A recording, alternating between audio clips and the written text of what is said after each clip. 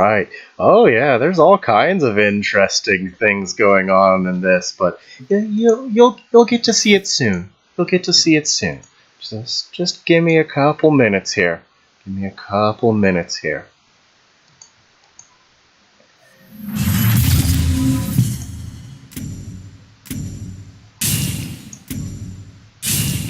What did Solus used to do? Oh, it was very similar to what it is now. Just instead of gaining +2 attack, it gained +2 attack and +2 health. It was a little silly.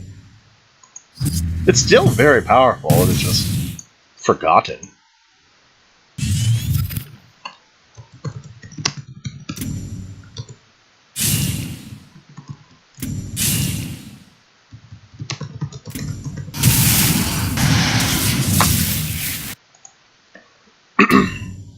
Let me see here.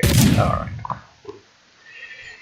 Spelling and grammar phase of thread checking. Thank God for spell check and all that kind of stuff. Otherwise, I would look really dumb. I'm a bit dyslexic, so it can be a little weird to read what I type. But thankfully, my word processor's got my back here.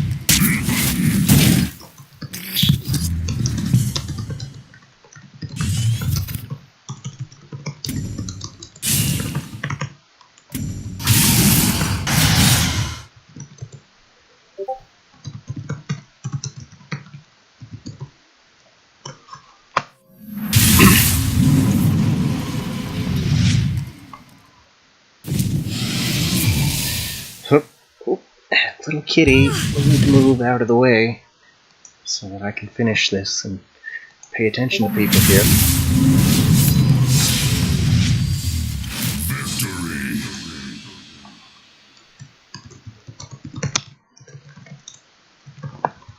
Alright, one more replay, and then I should be able to actually do some live attention here.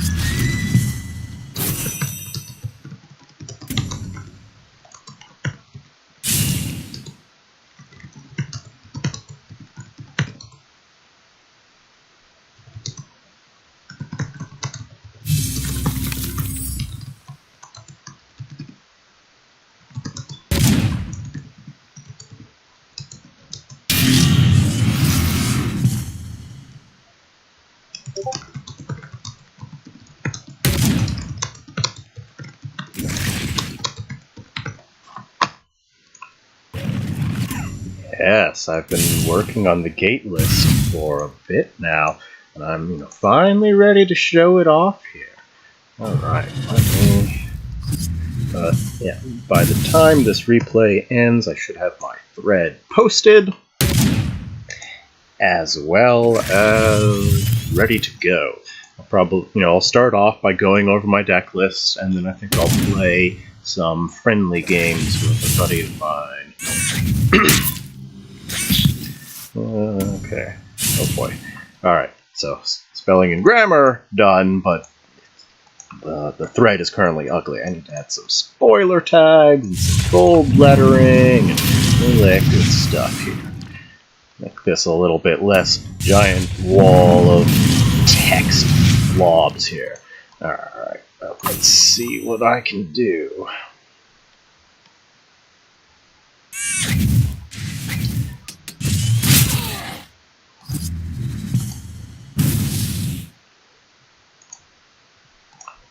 hopefully the forms aren't still awkward. At some point they put in an update to where like pictures don't upload properly. Put them in spoiler tags. Okay, but it can be fixed. It just takes a few extra steps. I just have to manually upload the pictures instead of just have a link to them, which is a little inconvenient, but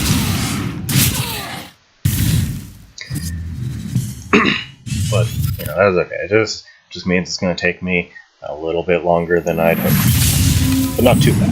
Not too bad. And you know, I can always just post it without it being completely prettified and edited a bit later. I just would rather it leave a good impression, since I've been, you know, building it up since the start of this stream while everybody's just having to watch me talk about me writing and watching my old replays here.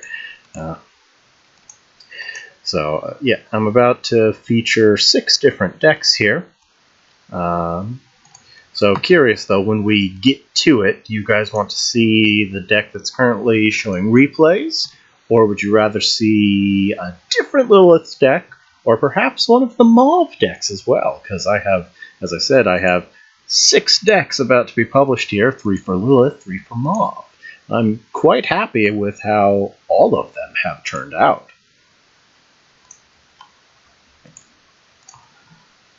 Of course, oh, okay, the replay is done. Alright, so let's go ahead and at least go over the deck that was just being played. Since I unfortunately don't have the thread ready quite as quick as I'd hoped, because I was in the process of uploading pictures and stuff. So I'll just go over it here. So this deck, it's a lot of fun. So basically, you know, it's a gate deck. It's got Timekeeper, it's got Void Talon, it's got Gate. But then it's got a few other neat tricks, like we've got our Furiosa Crypto package, EMP of course, and Darkfire Sacrifice, and then Black Solus. So yeah, Black Solus. He's still a strong card, but you know, he's just been sort of forgotten about for a while, especially, you know, when Fae was on the top of the meta and Dispel was everywhere, but there's not as much Dispel now, and removal is, you know, you're more worried about Magmark now than you are Fae.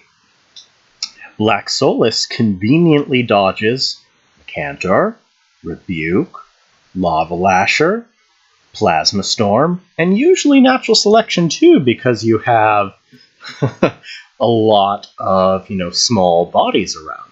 So you just plop Solus down on curve, or even sometimes turn 1, like as player 2, drop a Furiosa or an Inkling Surge onto a globe, Darkfire in, and just play your turn 1 Black Solus. That's very matchup dependent. You know, if you're up against Magmar, they don't have something on the board, you don't want to just you know, get it Natural Selection. But there are many situations where just a turn 1 Black Solus is quite viable. Then, you know, follow that up with Cryptographer and Inkling Surges, and you can get out of hand really quick. And, you know, yeah, he's probably going to get removed, and that's fine. But that means they may not have a removal for your Gate, or your EMP, or your Desolator. There are just too many things for your opponent to deal with, on top of it having the potential to just, you know, do swarmy stuff as well, and having good removal, good sustain.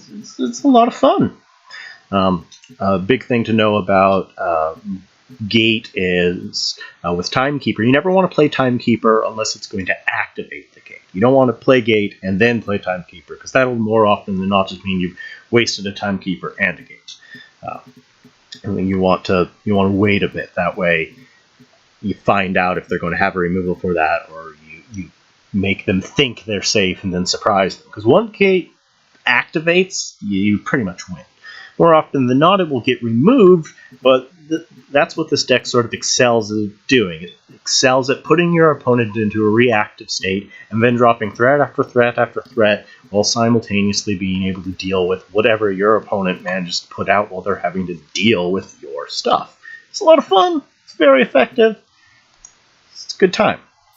So I saw a request for a Mauve deck, so let's go ahead and just show off the one that I've tested the most here.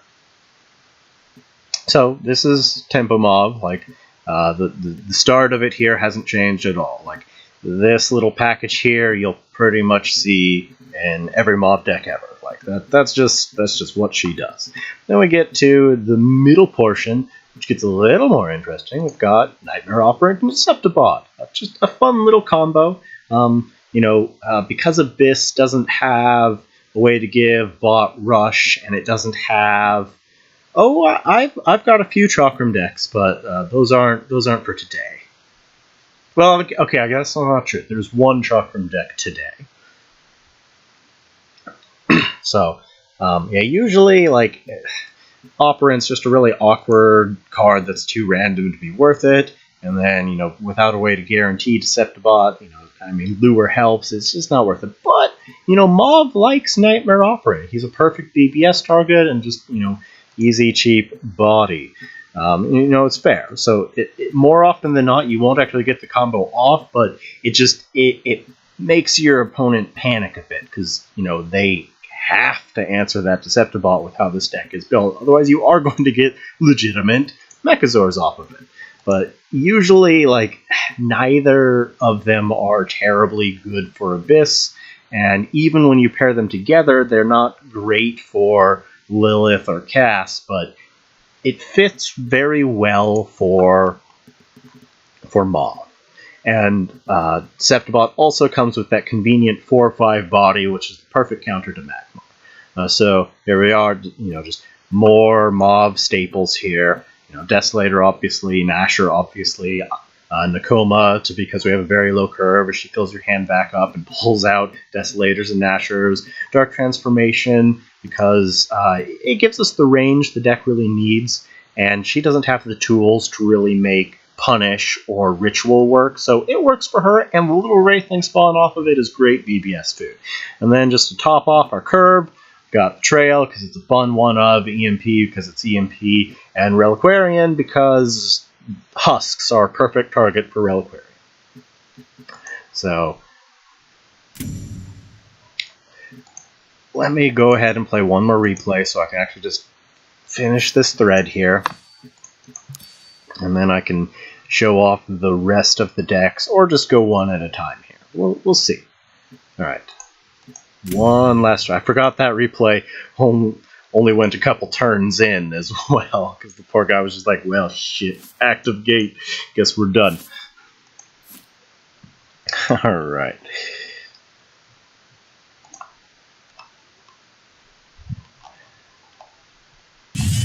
So, yeah, again, I'm just sort of playing this so you guys aren't horrendously bored while you wait for me to finish my thread here, since I'm just a bit behind schedule.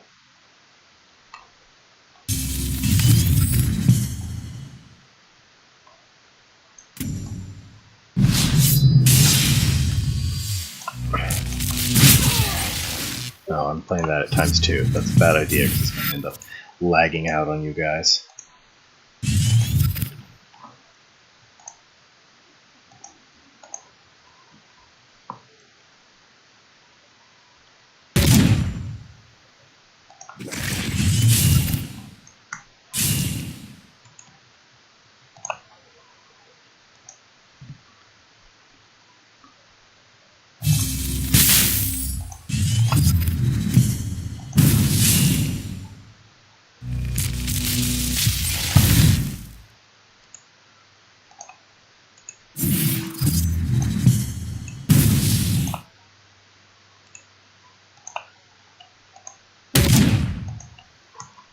Yeah, so I haven't had a lot of time to play Duelist lately, so I haven't had the time to test all the decks that I've been wanting to do. It's just a busy holiday season, and all that good stuff here.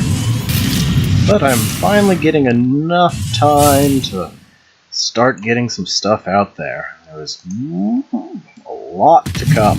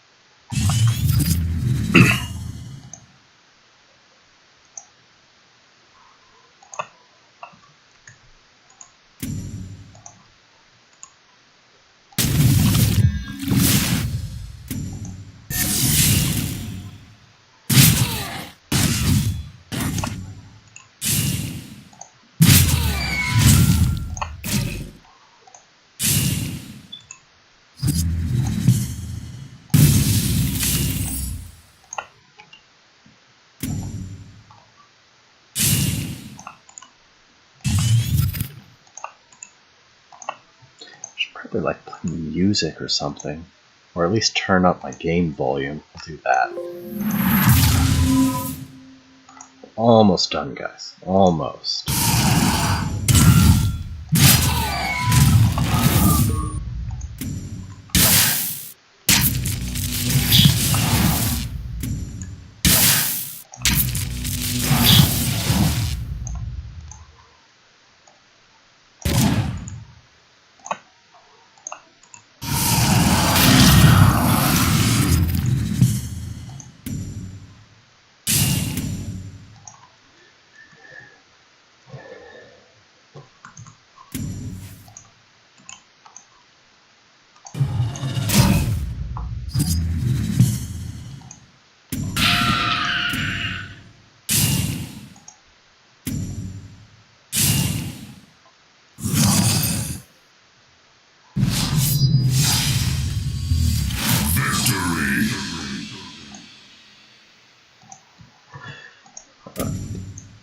About to publish here. Let me pull up another of tonight's deck list. Okay, here's another one of my favorites here. So, we start out there with the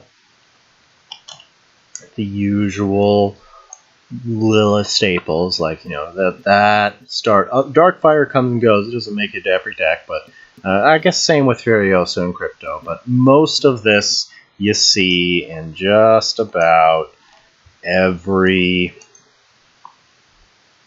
Lilith deck. It's a solid package. And then we get to the mid game, which, again, Blade isn't always there, but it just fits here.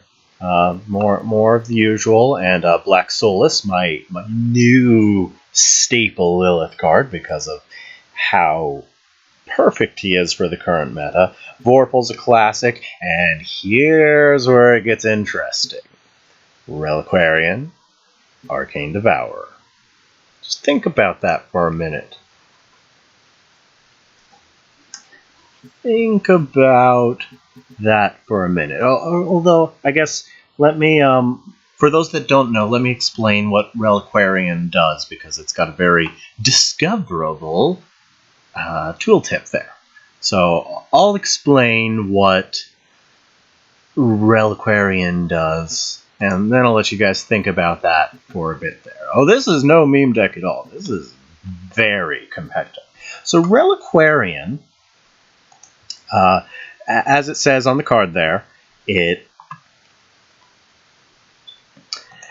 sacrifices a minion, and then you gain an artifact with attack equal to the sacrificed minion's attack. If you sacrifice a neutral minion, that's all the more it does. But if you sacrifice an Abyssian minion, it gets an extra effect. That effect is, when you attack a minion, you steal health from the opposing general equal to the artifact's attack. So, Arcane Devourer, Reliquarian. Yeah. Yeah. So 6... Oh, right. Right. You already saw Darkfire earlier. So 6 mana, play Arcane Devourer, play Reliquarian, sacrifice Arcane Devourer, bam. Lilith has 10 attack. If you're in range of the opposing general, maybe you just win by punching him in the face. If you don't, attack whatever's in the way of you in the opposing general and just steal 8 health for a 16 health gap. And you still get 2 more uses out of that artifact, too. Yeah. Very strong. Also, you don't even need to do the full combo. Like Vorpal Reaver and Black Solus are excellent relic targets, and for just standalone relic targets. Usually the deck tries to dig for the full combo to just go off at 6 mana, but you can alternatively just go off at 8 mana with Arcane Devourer Relic, or you can just use Relic on whatever the hell else you've got down. If you really have to, you can use it on a Desolator, because a 6 health swing is nothing to sneer at either, but typically you try to go for the full combo there, because it's pretty devastating. It's a lot of fun, and it's very effective. Only downside to the deck is it doesn't have any Dispel, and it's got the usual answers with Demonic Lure and Ritual and lots of things to deal with, but it's a bit more proactive than some of the other decks. But there's nothing wrong with proactive and then sort of winning out of nowhere, or you don't win just massive health swing that's really hard to prevent from happening. So I really like that deck. It's a lot of fun. I have some replays in it, but I'll probably just do a live game with it at some point tonight.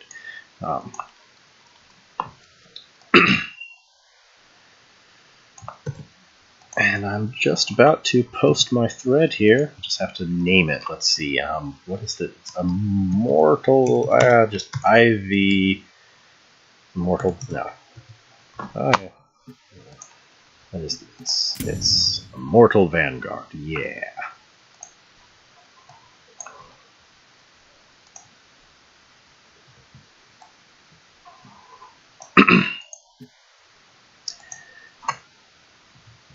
Immortal Vanguard Abyssian. Oh, let's choose category. Alright, deck list. Abyssian, create topic. Okay, so now you guys can look at everything in nice picture format, as well as a couple of the other decks. Oh, I've probably angered OBS by accidentally changing my duelist window here. Well, we'll see. We'll see if this is recoverable. Oops.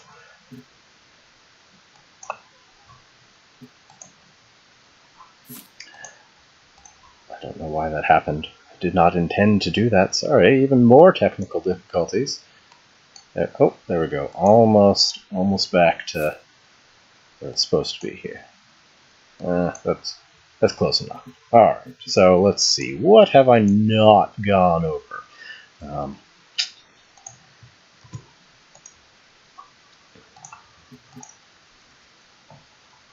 Alright, so I did the Gate deck, I did the Relic deck, I did the first Mob deck. Alright, so time for another Mob deck. What else? Okay, actually... Oh, this may be a bit hard to find. Okay, here it is. I think this is it. So, my brand new massive update to a thread I made in Unearthed Prophecy here. Yeah, it's really different now. Really different. Well, it's the exact same deck list as it was in Unearthed Prophecy. However, something has changed. Grinds. Grimes used to be okay, but now he's pretty scary because of the build mechanic. So how Grimes interacts with the build mechanic, because all minions that build count as structures. Grimes spawns in a already built build minion that's nice and active and ready to go. So that means Gate of the Undervault already built off of Grimes. Yeah, this deck's changed a bit. You know, you used to prefer to summon Vorpal Reaver. Now you want to find Grimes. Because even if you don't get a build minion, Grimes still has a lot of big targets. Yeah, Grimes can still occasionally give you something blah, but even then, with how it works with Mauve, like you're just going to get good value no matter what. Even if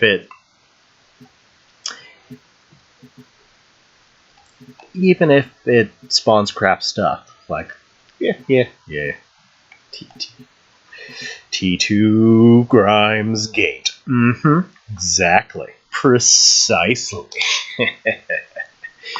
Yeah. Turn 1 play, into Globe, Darkfire, Grimes, primary goal of deck. So, I've showed this, I think I've had a stream for this, or at least I talked a lot about it in my Mauve Theory Craft thread from a while ago, but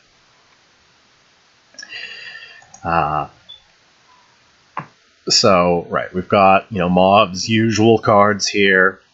We've got all the ramp, Darkfire, Sacrifice, and Lurking Fear to really make sure we're pumping out this top end later on. And then, between the lower curve and all the ramp, we can really get a lot of extra value out of Nakoma. It's a lot of fun.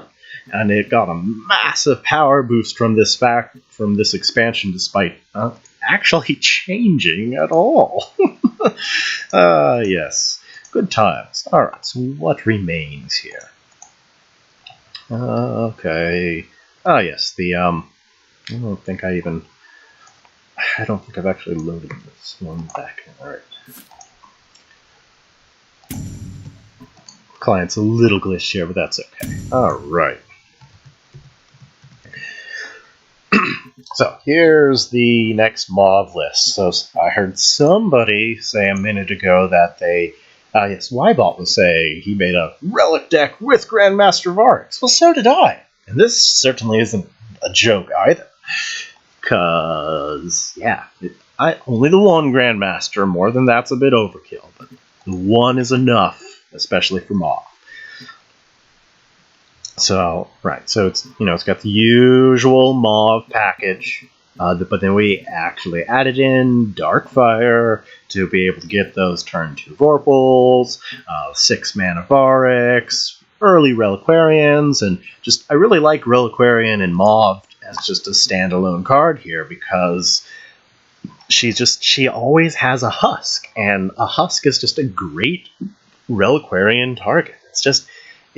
It's the most consistent Reliquarian list, and it's really nice. Of course, EMP's here because he's EMP, obviously. Unfortunately, Revenant has pretty much been cut from most lists, but that's okay. Reliquarian provides us more ramp and more swing than Revenant tends to now. So I'm happy replacing Revenant with Reliquarian for most of my Abyssian decks. Now Revenant is still a great one-of, and he still fits in certain decks, but, he went from close to an auto to not going to see a lot of play anymore. Like, hitting the mana cost, especially at the same time as they released Finality, was just the worst possible nerf they could have done. And he also didn't need to be nerfed anyway. That's an unnecessary tangent here. But yeah, it's a lot of fun. Most consistent Reliquarian list. Tiny bit of conflict with EMP, but not really. So yeah, that's that one, and then one more deck that haven't gone over, which I also have to reload back into the client because I recently disenchanted my whatchamacallit, the chassis of Mechazor, just for the extra spirit, since yeah. Yeah, I think I still have one rev. I may have.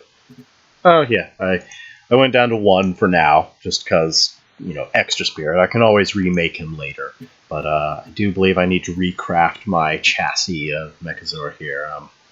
That should have plenty of spam. Not as much as I'd hoped. All right. Yes. Yes. Alright, I need to go disenchant something. Epic. Let's go to the newly disenchantable set here. Alright, let's hop over to Songhai. Anything left? Dang it. I actually like both of those. Oh, here we go. This can go. I hate this card. And then I need... In fact, both of those can go. Do not like. Do not like.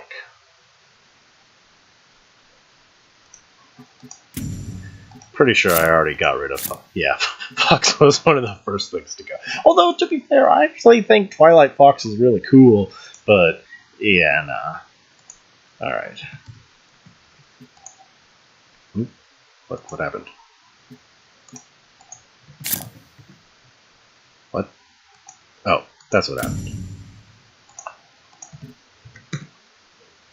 There we are.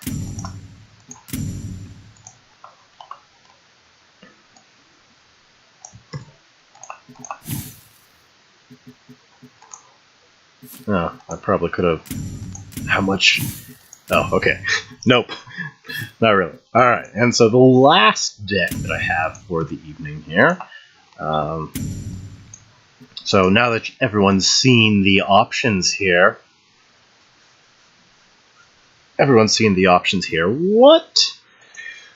What deck do people want to see in action first here while I'm going over this last one?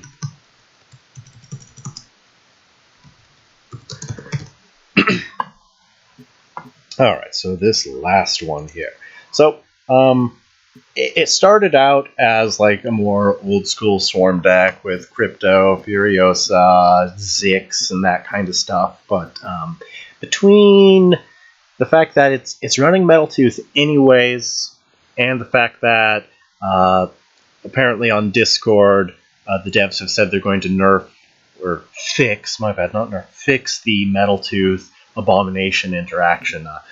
To currently, he can steal the keyword off of Metal Tooth, even without another mech on the field. They plan to change that. But, you know, now that the deck's entirely mechs, that change won't really affect it, though. So, now it's just all mechs, so good to go! So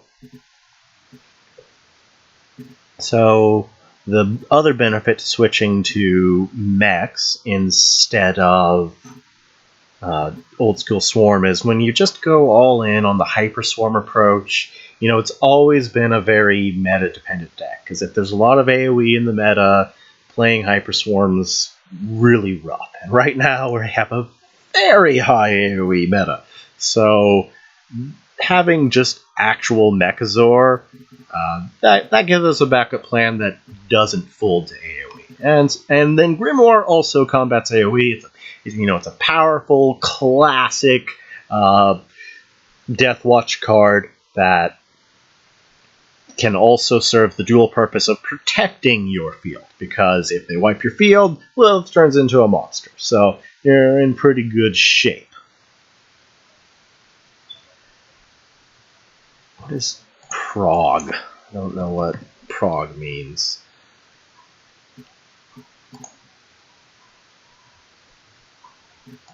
Well, regardless, I don't know what you're talking about, buddy. Are going to have to be a little bit more specific here, but no. So the benefit here is this deck.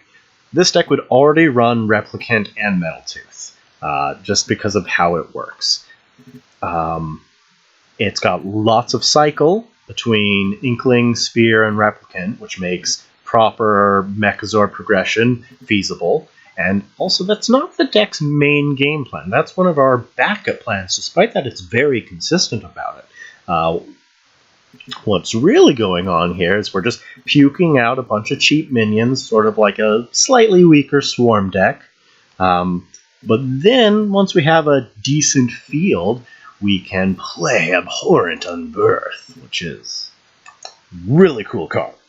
So how it works, when I first saw the card, I thought it was terrible. I thought it was just like echoes that gave +1/+1 to everything. So I was like, that's weird.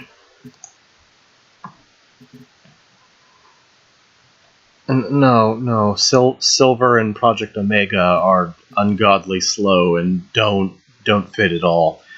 Okay, I mean, there are other versions that you can still make with Unbirth work. Like you can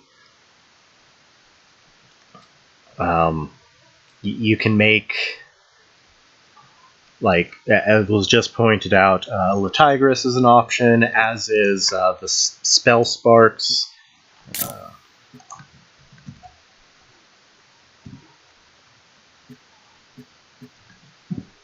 Yeah, from Firestarter, like the Tigris and Firestarter, those are all good options. But no, this deck does not need Silver or Omega at all.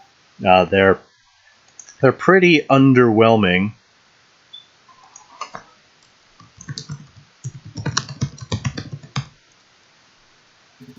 They're pretty underwhelming.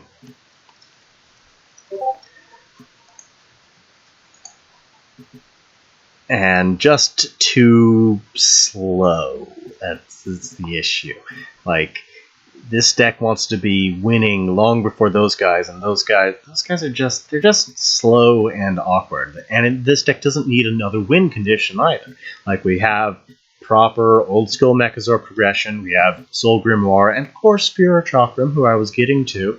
Right, but as I said, that's not the primary win condition. The primary win conditions are Soul Grimoire, Sphere Chakram, and Unbirth.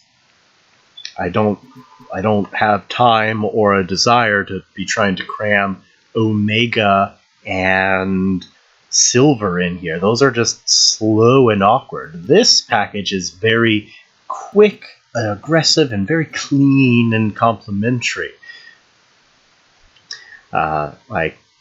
You've got, and just, you're guaranteed pretty much to make sure Metal Tooth works. You've got, lots of goods, meat chunks to feed to Unbirth, which gets even stronger with Sphere Chakram. It's a lot of fun. It's very effective. It's got several angles to win. Very complementary, very aggressive, very quick. It's fun. Anyway, so that is all the decks for tonight. Did I ever get a request for which one to start out? Okay, there we go. I saw one for Grimes deck. So let's go ahead. I think I'm going to play a couple friendlies, and I may even hop on the call with my friend here,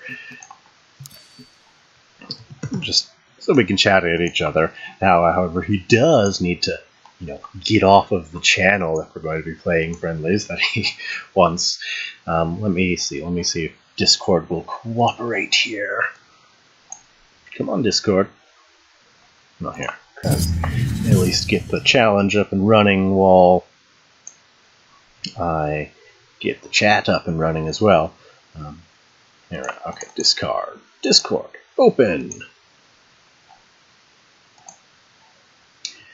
Well, and if he's gone AFK, then I'll move on and just play a live game with the Grimes deck. So, I'll give him just a minute or two here, basically while Discord is updating and what is it called? I think it's Yeah, there we go.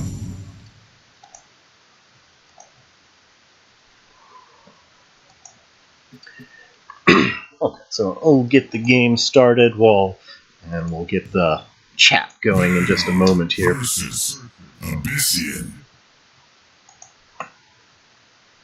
And Bunny, like the Omega Silver plan.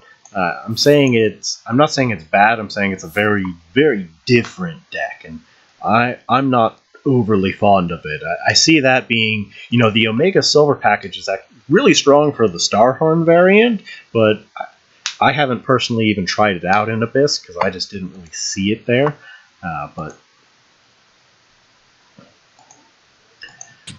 alright, okay. So, anyways, now that we are up against our opponent here, we're seeing Kara, so we are expecting either well, I happen to know what he's playing, but I'm just going to talk this out a little bit like it's a normal game.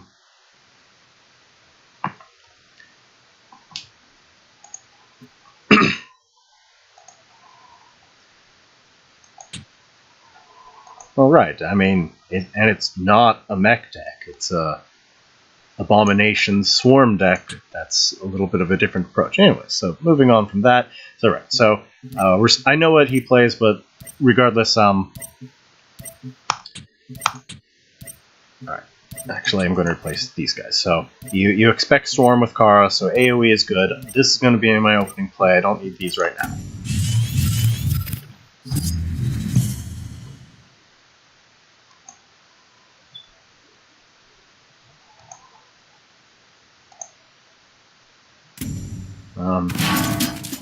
Well, I don't know. I thought we had the live chat started here, but either his mic isn't working or something. But I'll leave that to him to figure out for now, and I'll focus on the game. Alright, so 3 Nashers will maybe overkill. Yeah, well, actually, no, not really. In fact, and it's a little overkill. Alright, so Lurking Fear it is.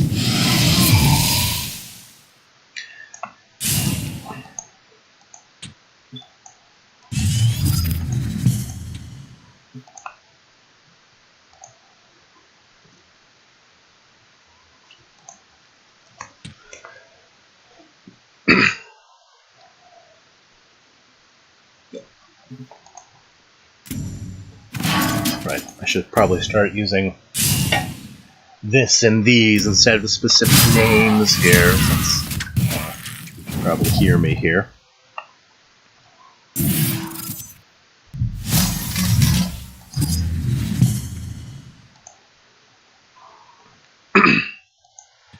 Alright, okay, so Prophet can go for now. Looks like we'll probably just toss away the Sojourner since I don't want him to get extra draw off of it, and just hold off on that. So, yep, alright, so goodbye Sojourner. Because of all, well, A, since I know what he's playing, B, because it's Kara, you know there's a lot of new Vesper buff decks running around, so actually, it may have been a better plan to attack the Sojourner to get him to draw, and then kill the Snow Chaser and make him burn that, but I was a little distracted here between the stream and trying to get Discord to work, and that worked. Like, got rid of that and prevented that from getting buffed, so that works. Not the best play, but certainly not the worst.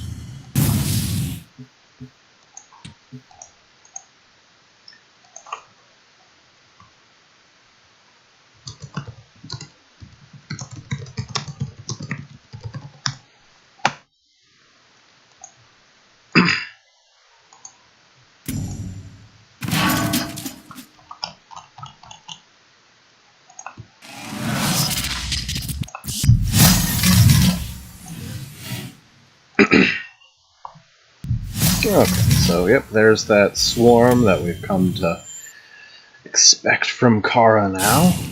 I really do like. I have my own version of the well, basically the deck he's playing. You know, I made a whole bunch of recommendations for things to change, but you know he has his own style. He's playing his own thing. I keep trying to get him to try out my version. So far, he hasn't been up for it, but we can do Kara stuff another day. So let's see here. That is most likely my play right here. So I'm gonna replace that, and it's a little early for it. Okay, let's get these all nice and cleared off here. I suppose I probably could have played that first to see what I found, but this is fine.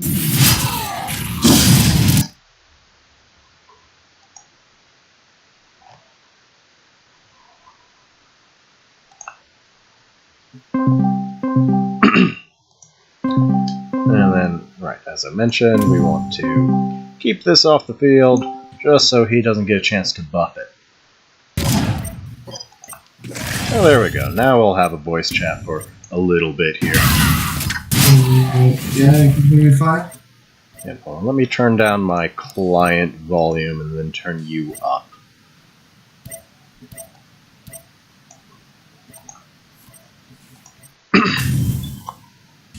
And then, yeah, I think they should be able to hear you. Yeah, I think you're good.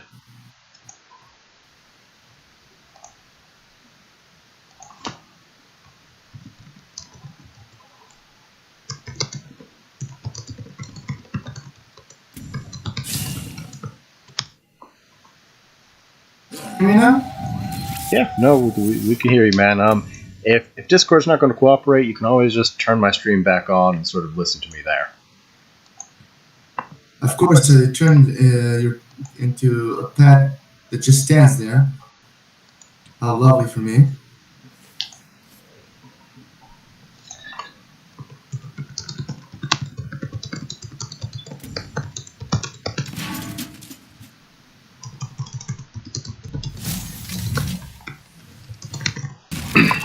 Alright, so technical difficulties aside, back to the game at hand here. So I'm getting aggroed down pretty hard here. Well, he's went ahead and buffed that up. Alright, so I can just use that as a wall, which works.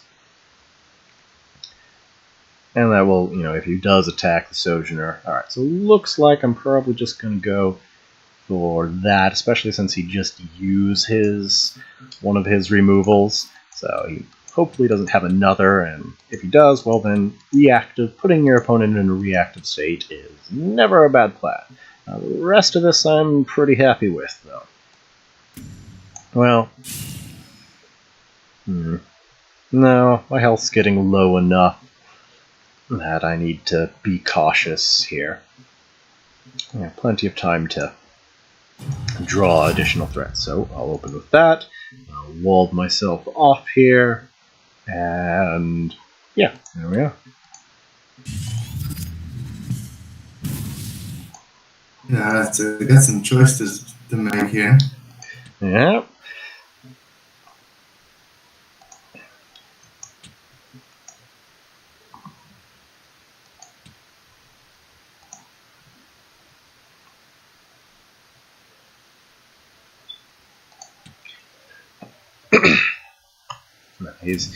Let's get a card. What's the worst that could happen, right?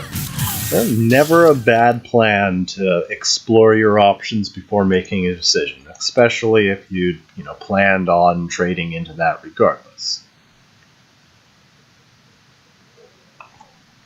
However, what I would have done is I'd have probably traded into the Vorpal Reaver. That way you would have had the option to clear the Reaver with him and the Snow Chaser if you didn't draw a removal. Now, I am assuming you didn't have a removal on hand, because if you did, you'd have probably already done something about that. So personally, have other options, but yeah, I don't want the Wraithlings from that thing. Which is smart, especially, well, I mean, I'm not a Lilith deck, so you don't tend to expect a Swarm or Death Watch from Mob, but, okay. Well, that does the trick, alright. Oh, I mean, fancy. Super fancy. yeah, I don't know. I'm not dead now, but I tried. I don't think I can kill you. 2 hit points. But I can definitely recover a bit here. Alright, so I know for sure I'm going to come up here. And I know, let's see, how much mana I got? 3, 6, no, I'm gonna just clear this stuff off. Monster I kill. can play the long game here, so I'm going to get your field clear and get my health back, so. Heal, alright. Very nice.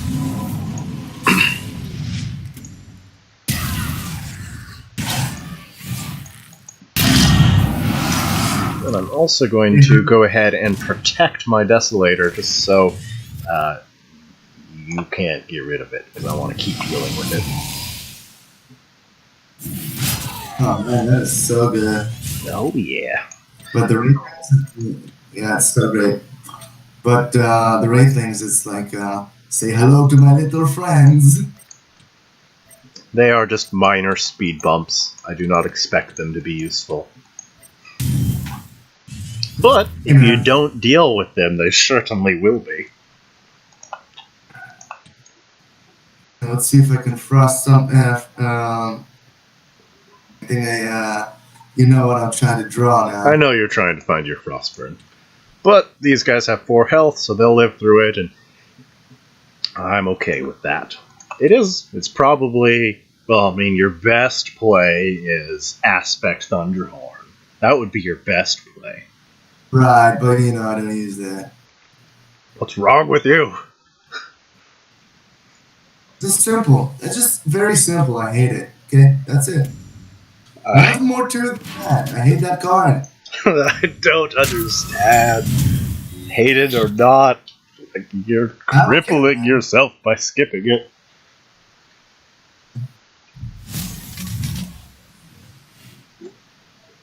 Play a game of Duelist and to disgust me to my very core right in front of my fucking face. I don't like that. But Aspect Thunderhorn is A, strong, and B, very fair, because it can be played around, absolutely. It's just a bit tough to play around. You can play it around also, but I don't like it. I mean, fair enough.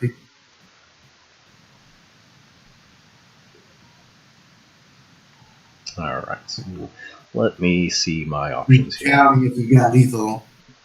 I mean, I might, but I have to do this step by step here. So do that. Do that. Oh my god, that trick again. Didn't that already happen? I didn't use my BBS this time, if that makes you feel better. Yeah, it's joyful. I'm ecstatic.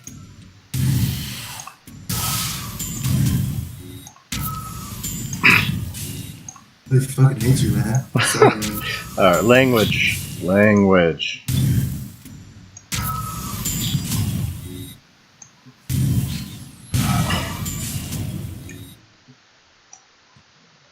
Do I have game? No, I do not. So in that case, I just need to clean up and play it safe. It's flying, it's gonna kill you, not him.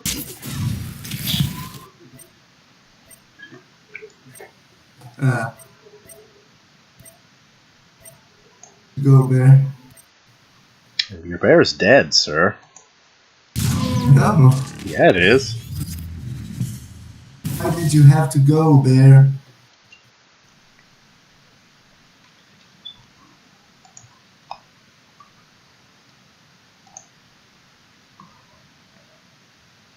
Alright. Yeah, you're in a pretty tight spot there. God damn it.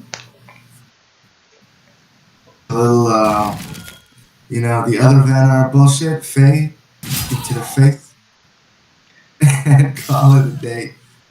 Oh, you could have dispelled and killed the Desolator, and backed off and played a body block.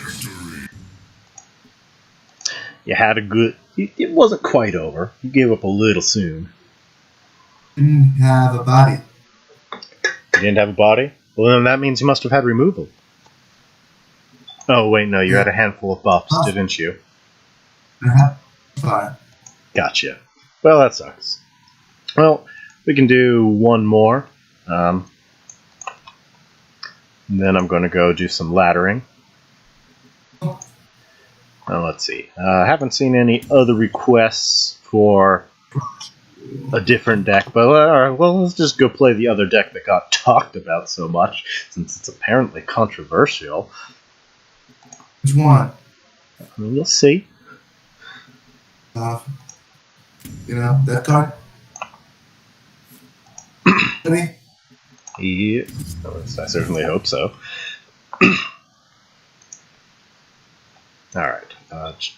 If I'm wrong, but isn't that deck kind of, in a sense, reliant on draws, pretty straight Which deck? in over? I make all my decks to be really consistent and not need, good hands, bad hands. Like between aggressive replacing, building a solid curve, and usually running cycles, they're very consistent. I very rarely build decks that are really reliant on draw. There's only one in the current, list of tonight's features that is like draw reliant, and even that still has plenty of other tricks up its sleeve. And it can get a god hand and just pretty much win on six mana if it gets the right 3 cards. But even when it doesn't get the right 3 cards, it can still put up a very strong fight against most things here. Alright, so that's a pretty solid opening hand. We've got lots of backup game plan, as well as one of our primary game plans, and a great opener. And for those on the stream, feel free to request the next deck to be played tonight. Otherwise, I'll probably just cycle through randomly and then settle on whatever one I'm having the most fun with and play it till I run out of time unless I get requests. Oh, sorry. I need to take my turn, don't I? Yes, my turns tend to be very slow when I'm on stream. No, I hate this opener. No. I got something up my sleeve around that.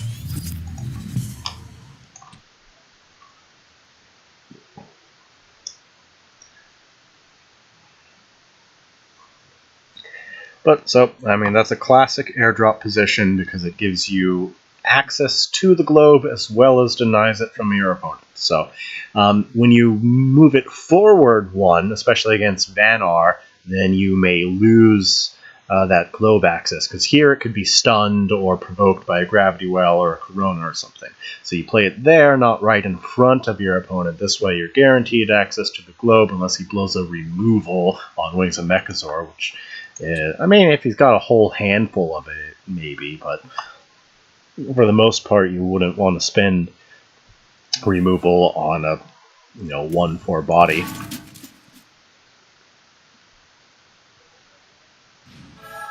Okay, looks like he's going to deny my globes anyways, you jerk.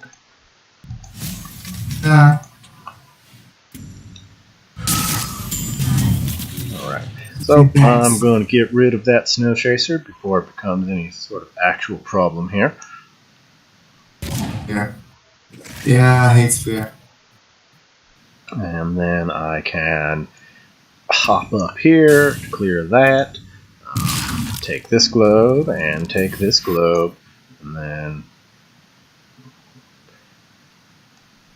run away. And I'm just taking this globe just so he can't have it. Running away, so you must have some global mech tricks. Got all kinds of tricks.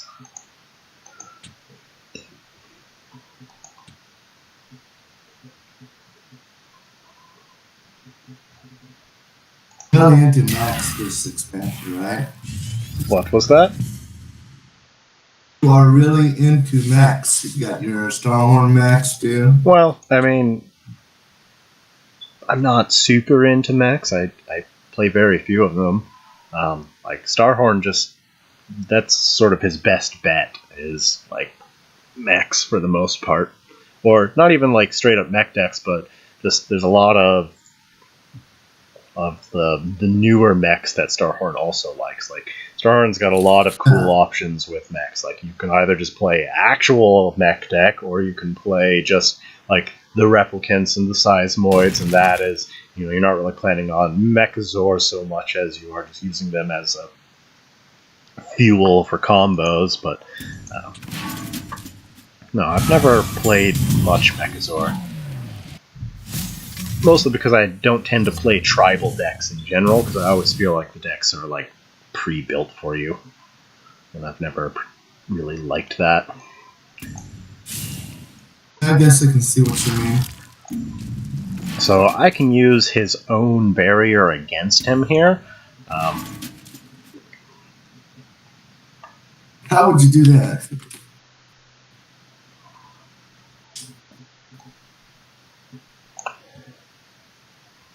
Kind of weird to talk while you're playing against each other. A little, yeah, but okay, I'm having to calculate here. So I have two options. I can do this and BBS, or this and not BBS. If he has some sort of buff in hand, this is the... I think I'm gonna... No, I want to spin my BBS this turn and go for that next turn. So yep, alright, so we'll do this, and use the wall against him there. This corner cover.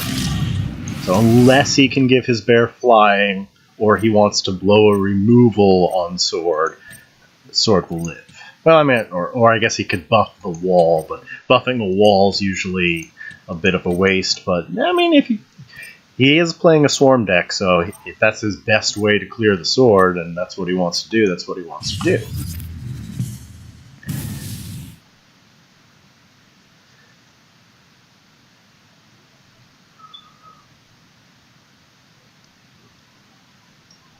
And so now I have two options. I can go for this, or I can hold off on that and do this, which will also apply a lot of pressure and potentially make this more powerful.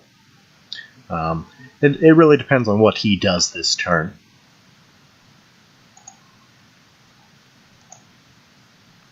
So many minions. It's annoying. Oh yeah, I mean, it's a Swarm deck, sort of, kind of. It started as a Swarm deck. It's... I mean... what happened? Well, about that, Nazi, it's a tough choice, because I've got...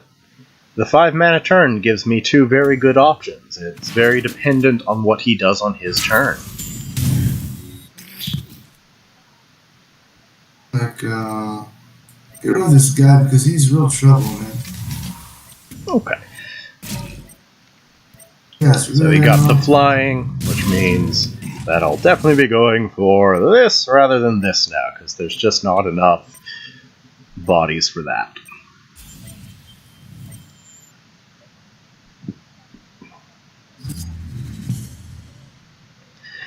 I really like this card too. Of course, you like that? I really like that card. I like that card a lot. Ah, God, I hate it so much.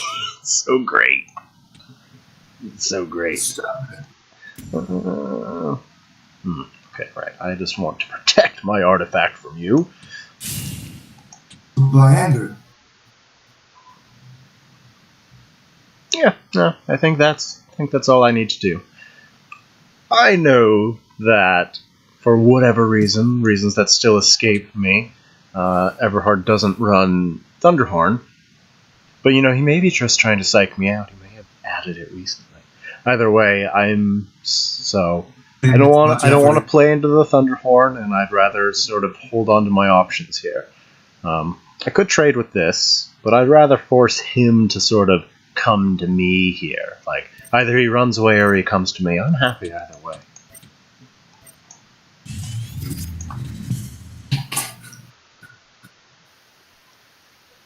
Yes.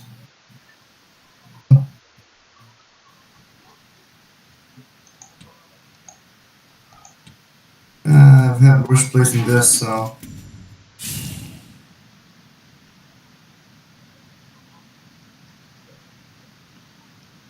See. This should be a fun turn.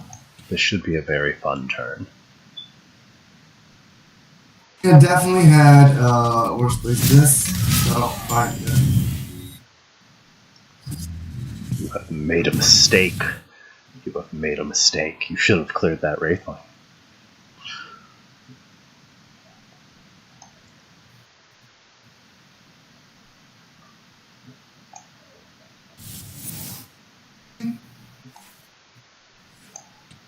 Oh, oh, Oh, this will be good. oh, no, please. Let's see. All right. Which way? Okay. Let's. All right. So back off here, and then here it is. Oh no! Green mana? Are you kidding me with that card? Fucking stupid. Okay? Oh boy. Good time. I also could have summoned Nekazor if you'd wiped my field. Good times. Good times. This game is insane, and it's too crazy now. And have fun. And thanks for having me. It was Alright. it was something. That was a lot of fun. I'll see you next time, man. Alright.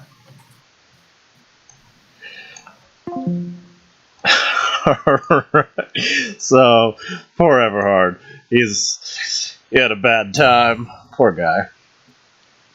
But maybe that'll convince him to add Thunderhorn to his deck. Maybe he's saying he enjoyed himself. It was fun. It was just, he's being a good sport about it. Like, anytime you lose to something, it's people. But he's being a good sport about it. Oh, he just still doesn't quite understand how abhorrent Unbirth works. It is a little bit weird and a little bit complicated, but it's a lot of fun. And that's exactly what that deck's about. It's very, Nekazor isn't the primary plan here. Like, that's sort of the backup plan. Like, does my opponent just wipe my field every turn? Okay. Eventually, I will get a Mechazor. At any point, do they stop clearing my field? All right, I can pull off some crazy combos. Like, it's very well-rounded, very aggressive. So, and like you can go old school Mechazor progression, or you can go Furor Chakram Insanity, or you can go OTK Abomination, or just good old Grimoire, which also makes wiping the field difficult. And it's a lot of fun, and it's just really well rounded, and it comes at you from a bunch of different angles that's really hard to deal with. I had somebody in the chat earlier who was extremely skeptical about it, and was, saying I should be trying to run some of the new legend cards like, Silver or Project Omega, but I don't think those fit at all here. Anyway, so let's see. So I played. All right. So out of the 6 decks I'm trying to showcase tonight, we've done. All right. I think we did. Yeah, we did our. Oh no, we did the Dying Wish Mauve deck, the Mech Lilith deck. I think that's all we've actually done. Yeah, okay, so 4 more options. I'm happy to pick whichever one the stream wants. If not, I'm just gonna pick a new one out and hop on the ladder. So I think next I'll go ahead and pull out. I'll do this one last, since I did a whole bunch of replays with it at the very beginning. So for now, let's go to this one, since this one's a lot of fun. I'll go over it again real quick. So it's your swarmy, rampish package with Lilith. Well, it's not really swarmy. It's got Crypto Furiosa for early swarm, Lilith staples, some extra sustain, and then it moves on to Black Solus, who's perfect for the meta. And then the deck's primary thing is Arcane Devourer Relic combo. So let's go give that a whirl on the ladder. Should be a good time.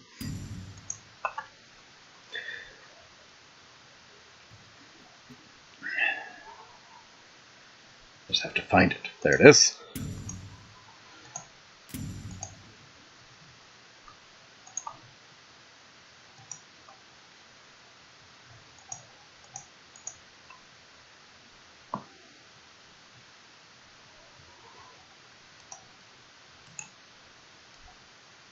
Abyssian versus the Shruvian.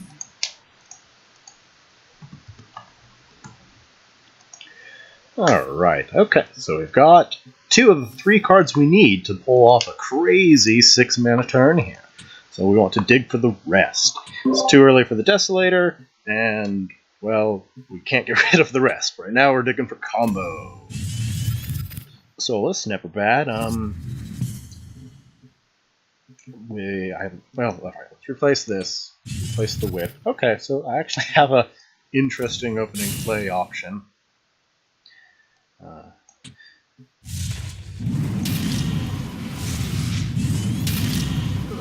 Alright. So I can probably... Oh yeah, he disappeared for a long, long time, but as I talked about earlier on the stream and on my thread that I put out, he's perfect. He's exactly what you need for the current meta. His stat line dodges Lava Lasher, Mecantor, Plasma Storm, Rebuke, and usually Natural Selection, since you've got lots of other bodies too. On top of, with the powerful Wraithling package with Lilith and Cryptographer and Inkling Surge, he can get out of hand really fast, if not removed immediately.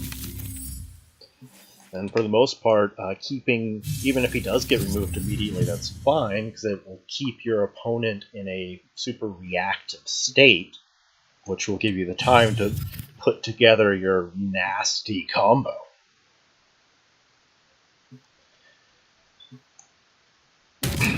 So for now, I'm just going to see what I get here, and I'm going to just work on manually breaking these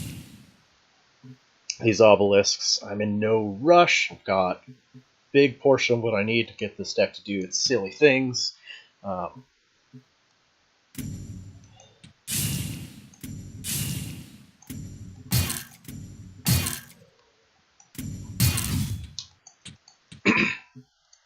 So that'll clear itself off next turn, and I can then work on that one. And I don't mind, losing some life to the obelisk early on, especially since I can just, do my scary combo later. If he doesn't take that globe, then I'll play Black Souls. But if he does take the globe, then I will probably just, continue with my plan of clearing his obelisks and start putting out. I've got a Furiosa BBS next turn. We'll see what happens here. See what happens. Alright, denying me the globe. I may just end up backing off. Ah, Thunderhorn. Okay. Well, we'll see. Let's see. 1, 2... So I could just let the Furiosa die here, take the globe. I think that's what I'm going to do. I'm going to move down, take the globe, BBS, and then kill the Thunderhorn. Let me replace one of these because I really want to dig for my combo. Okay, so that's another option, but not a great one. I can save that to clear the other obelisk next turn. Alright, so let's do the plan here. Yeah, it is true. He only fits for Lilith, but He is quickly becoming a new Lilith staple, despite having been forgotten for so long. Alright, so obviously going to ritual banish this Wraithling since it's going to die to this lava storm anyways.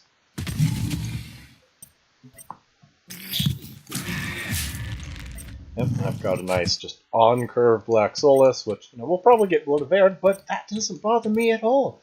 If it gets Blood of Air, that's his entire turn. That buys me all the time I need to start looking for the rest of my combo here.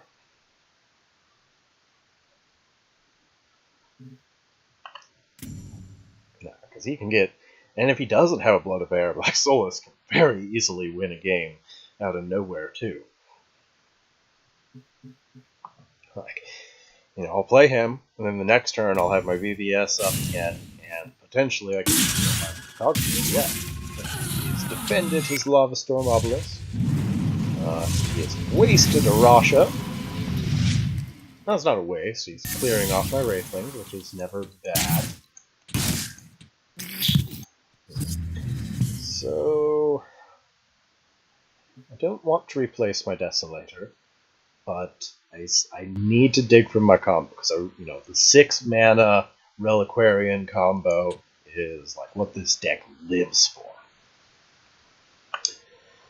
So it's a tough choice between Black Solus and Desolator here, but I think I've got healing. He's not running artifacts, so I'm gonna toss the Desolator away for now and just hold on to that. Ooh, because yeah, I've got a cool little trick there. So I'm going to move down here to put myself at less of a risk from getting hit by this obelisk. Equip this. And now I could Cryptographer BBS, but chances are most of that will just get wiped by this obelisk here, so I'd rather just save that to go with the Black Solus. And it's okay not to use your mana every turn. Better to conserve resources than just waste them because you're afraid of not using your mana. I just have to buy my time. I'll play the Black Solus, we'll probably absorb a Blood of Air, and then I can follow it up with a Reaper, or if I'm lucky, get the actual combo. Or if he, fails to Blood of Air, he's going to be in trouble, because I can just hard cast a Reliquarian instead of, well, not. Another Lava Storm.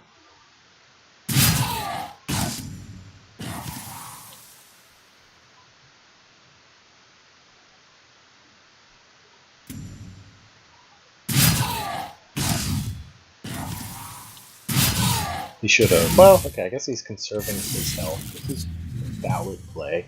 At this point, I really don't need the Cryptographer, because either Black Solus is going to survive, and I just don't need the Crypto. But I'd really like to... Actually, at this point, I may not need the Darkfire, because I'm about to hit the 7 mana turn naturally, and even if I draw an Arcane Devourer, I don't actually have a Darkfire target, so goodbye Darkfire.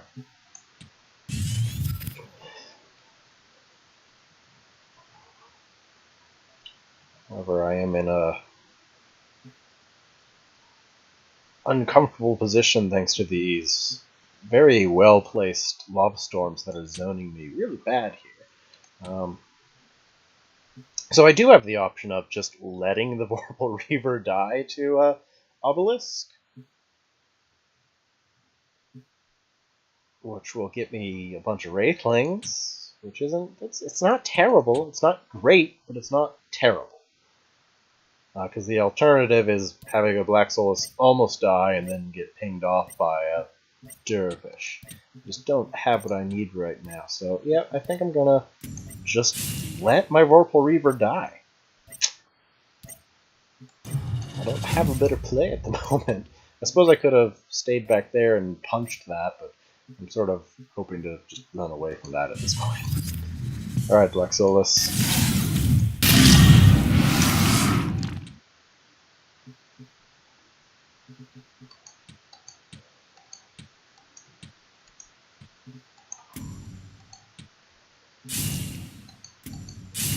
too much Black Solus here. But I suppose he probably doesn't have 3 Blood of Airs, and if any of these stick, I'm in good shape. Well, I guess I can just start back to blacking, back to blacking, Black Solus here. Gust. Okay, maybe it is a aggro Xerix. Yeah, he's doing a very good job at cleaning up my field. Which is a good habit to be in, because you never know if Lilith is running Deathwatch. I'm not, but I could have been. Right, we replace one of these Black Solus, because, you know, I'm going to play one BBS, and then next turn, we really want to find a Reliquary and combo. Just no Arcane Devourer to be seen this game, unfortunately. So...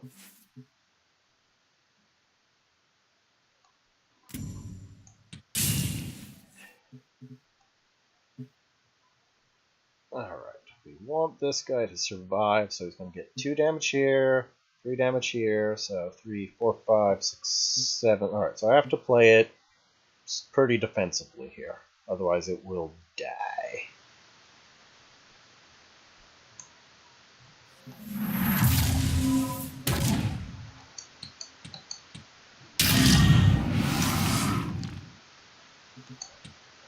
And then yeah, punch this, just cause. And if he doesn't clear it, though, I will severely punish him with that relic. He most likely has a Blood of Air. But if he doesn't, he's... Or, well, I guess, if I don't die this turn, that's also a possibility. Death is a concern. 5, 6, 7, 8... Oh, am I just bad at math here? Okay, I'm alive with 2 hit points, meaning I may be dead. Oh, yep, there's the Whisper. Oh well, can't win them all, I just...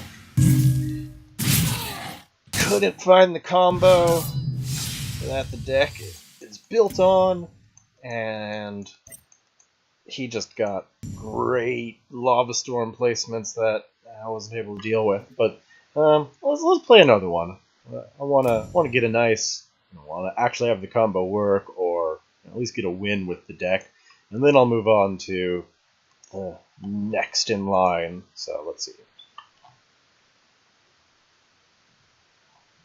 I'll finish off with, well, no, I was going to do the gate list very last, since I already did a whole bunch of replays of it early on.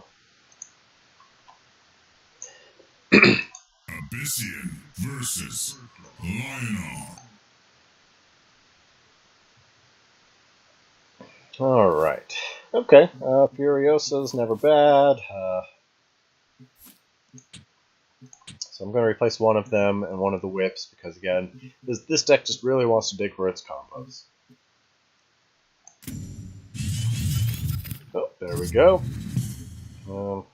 Again, just digging for combos. Alright, there's 2 out of the 3 pieces. Just need 1 more and I'll be in really good shape.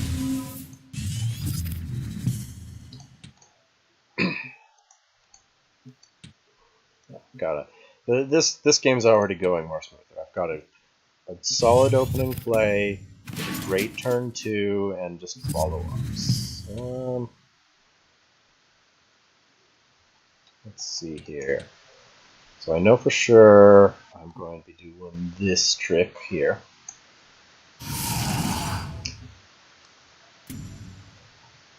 I'll go up.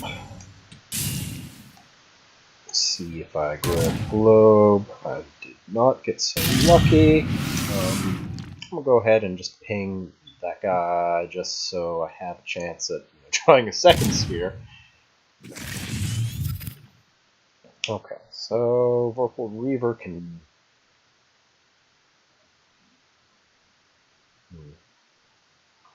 Yeah, because I'll be playing Solus next. Okay, so solid enough. Developed a good field, have Black Solus with a Globe next turn, and I'm still only 1 card away from my full relic combo.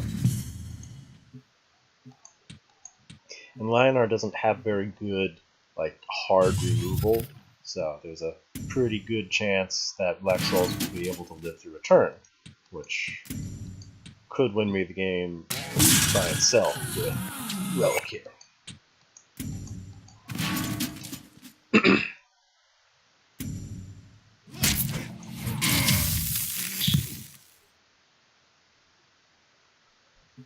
Obviously don't need two of these.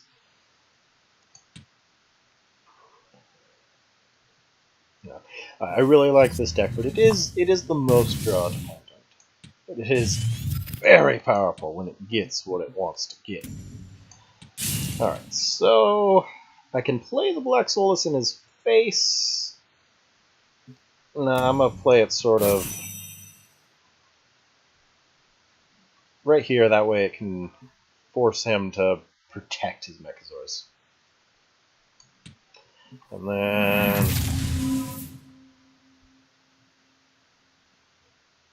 limiting his mobility is good, but I sort of want to play around BBS Holy Immolation, so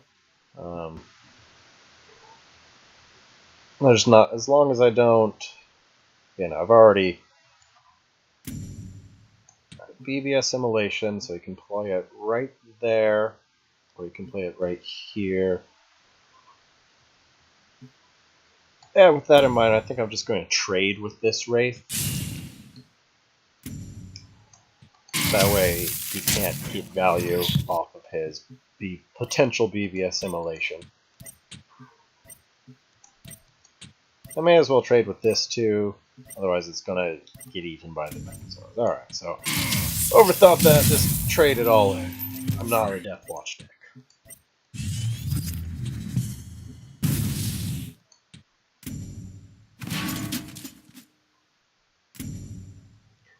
Alright, hit. All expected so far. Does he have a way to clear it? Oh, okay. Well, I mean, that's a painful clear for him. Very painful.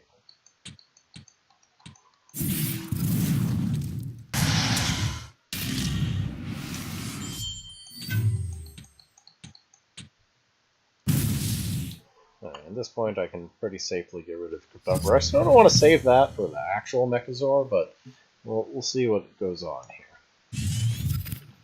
Well, okay, so I can just play a Vorpal. That works. I do want to get his field clear, though, so I'm going to advance. This way I can, attack the Blood Tier. Sacrifice this one. Actually, I probably should have done it the other way around, but just to make that big difference, and just plop this Vorpal down here and just say, deal with it.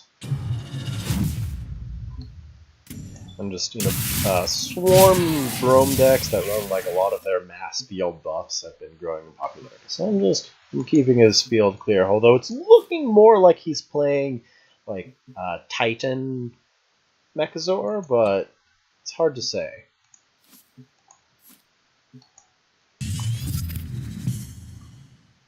Well, and if he... Well...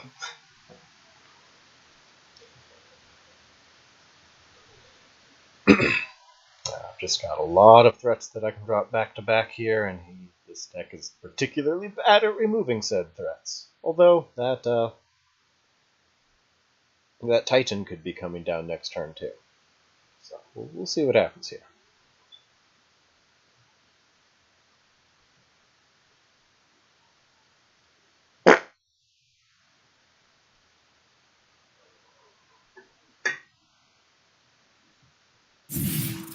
Oakenheart. First time I've seen him. Oh, he progresses too. Cool. I thought he was just a field buff. Neat.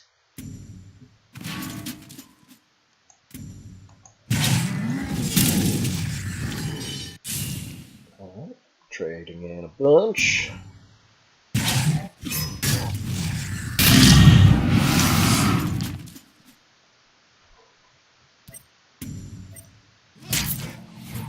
Curious they didn't trade with his cannons. But, well, alright. Okay, so... Alright, Desolator can go...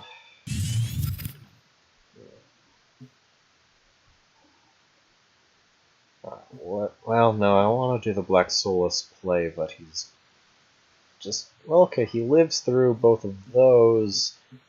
Barely. Okay, well... Alright, here's the plan. I'll just play the Black Soulless and I won't BBS this turn. I will clear off this obnoxious cannon here.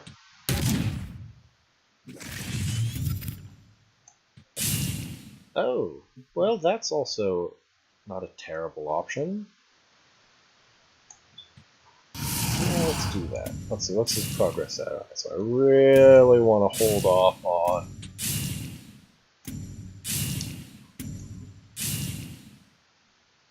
I really want to save that for the actual Megazord.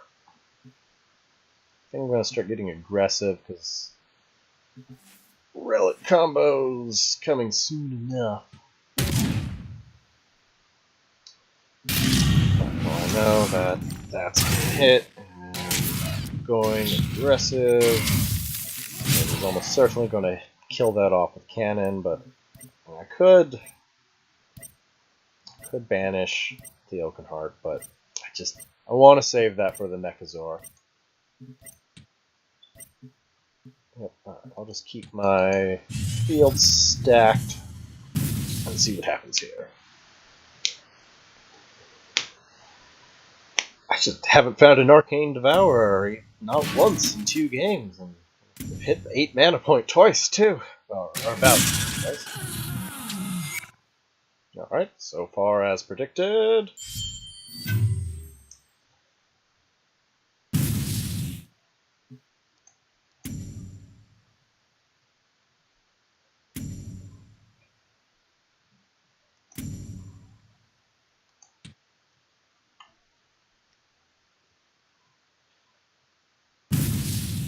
Alright, let's just slapping down provokes. Addressing Mechazor.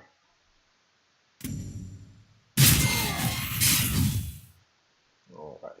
Well, I think I'm going to replace my souls at this point. I mean, maybe I don't want to because, relic. In fact, no, yeah, alright, he's a perfect play right now. I'll just play him super defensively here.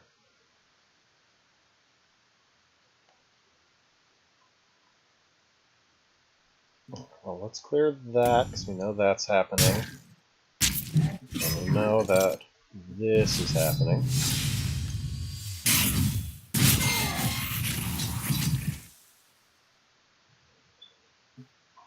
I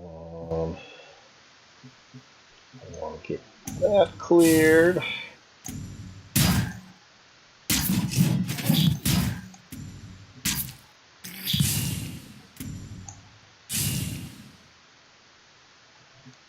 Yeah, I'm just going to get his field nice and clear. And let's see.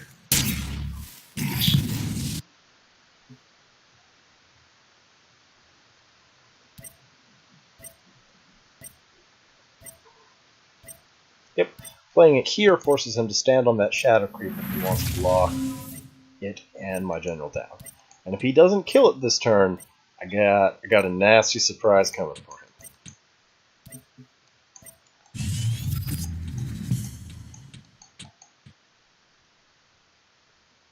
And considering the matchup, it is unlikely he will be able to.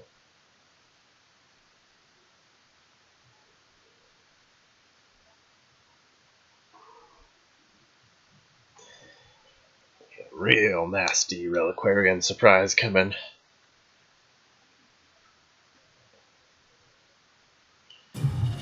There's the Titan. That was expected.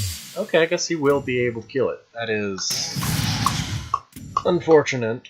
I guess I probably should have played around the Titan. That is super unfortunate. I could have prevented that, but I was dumb. And I still want to try and save... Alright, I really need to find Arcane Devourer. He's just not showing up this game. Jeez. Alright, so... get rid of this.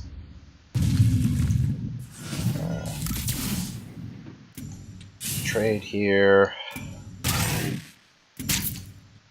Heal up. Develop. And just stall for the Arcane Devourer that doesn't want to show up. And save that for actual Mechazor.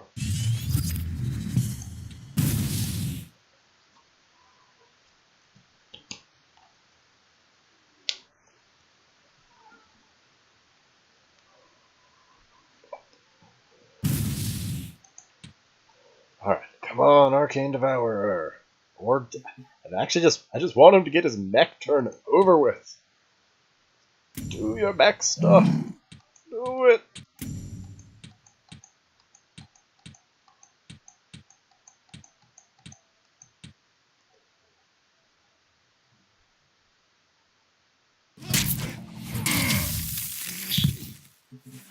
Yeah, Force Field Brome's pretty nasty though.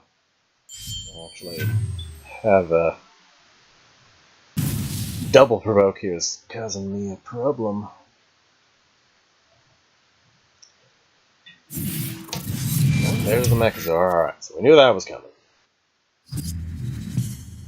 Unfortunately, this one finally shows up and I can't use it. Can I? No? I cannot.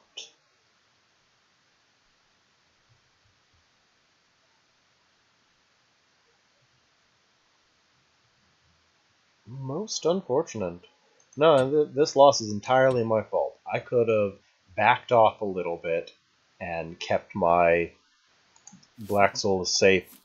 Well, I guess for sure, because there would have been no way he could have cleared it if I didn't put it in his melee range. So this loss is entirely my fault, and I guess live and learn. I'll just do something fancy and concede here. I can't even do it because I need a spot to place that. I can't even do the thing. Oh well. No one to blame but myself for this one. Had I backed off and protected the Solus, this would have been a very different game. Very different. Because Solus would have survived the turn, been able to go up, trade, clear the force field, and then I would have started being able to do crazy work with the relic, but oh well.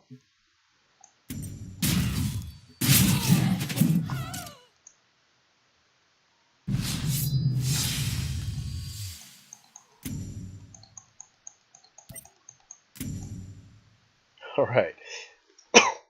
Let's do one more and hope the Arcane Devourer shows up on time. Versus Oh, Chakra. I get matched up against him a lot.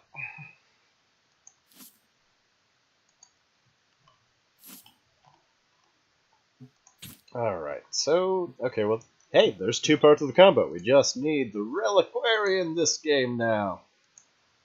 That will make an appearance. We'll be in good shape. So, alright, so we're up against Mauve. Alright, we need an opening play. She doesn't have any high priority removal targets that banishing is helpful on, and I like that stuff. So, digging for Relic. Alright, got an opening play. Although I do need to dig, so I'm going to dig. Okay, well, that'll do the trick.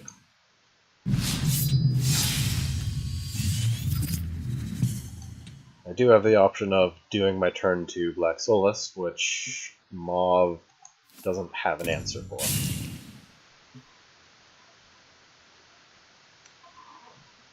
That will eat my hand pretty bad, though.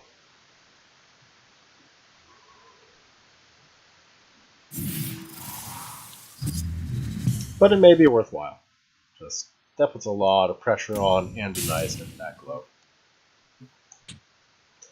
And considering the matchup, I mean, I guess she could run Ritual Banishing, but it's unlikely.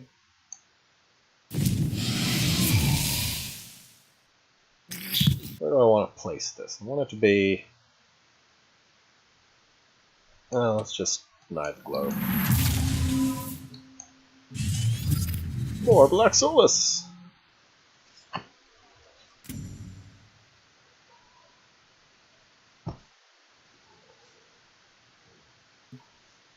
So if he does manage to clear it, I'll just play another one.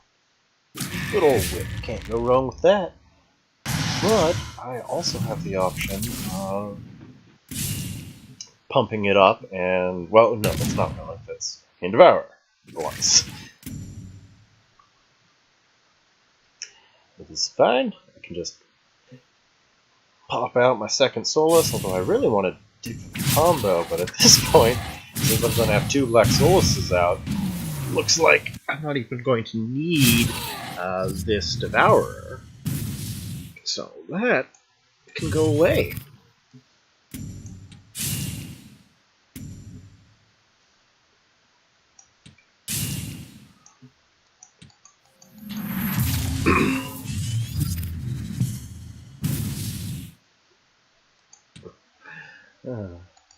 Poor combo deck just can't get its combos. No, I did actually playtest it quite a bit. It's it's usually pretty consistent between not actually needing the full combo to function, having its 6 cycles, and but yeah, sometimes stuff happens, and the last game was entirely my fault. We'll get a good game in here. We'll get a good game in. It'll happen.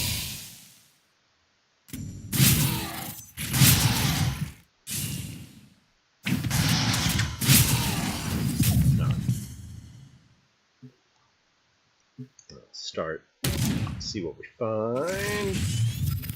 That's an option.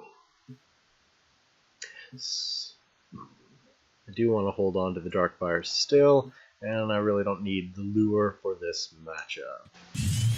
Hey, there we go. Alright. 5. Okay, 1 mana short, unfortunately. So instead, we will bide our time.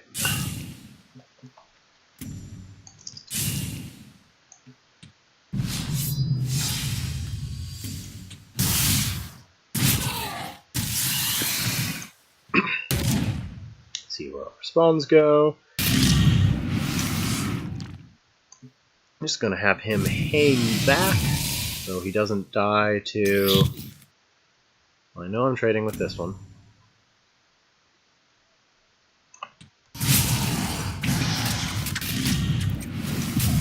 Black Solus is strong.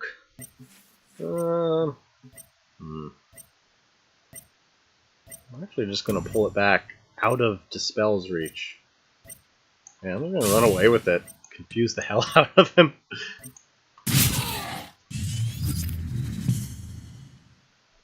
Just going to confuse the hell out of him. Oh man, it's going to be such a big relic. Also doing, it's out of Dispel reach, and if he Dark transforms it, now the Wraithling's way over there. So it was just, it was a confusing play, but it was definitely my best play. It's going to be such a big artifact. So big. I'm not even going to need it as an effect. I'm just going to go face with it.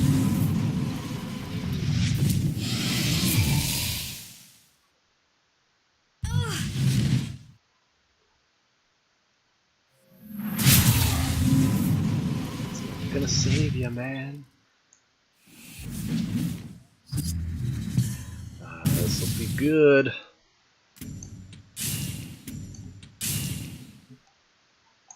Okay, Shadow Spawn again.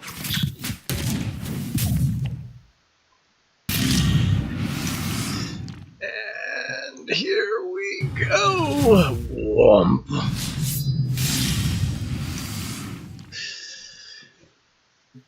I think I'm going to trade in the Desolator rather than going face, just so I end the game with full health here. Womp.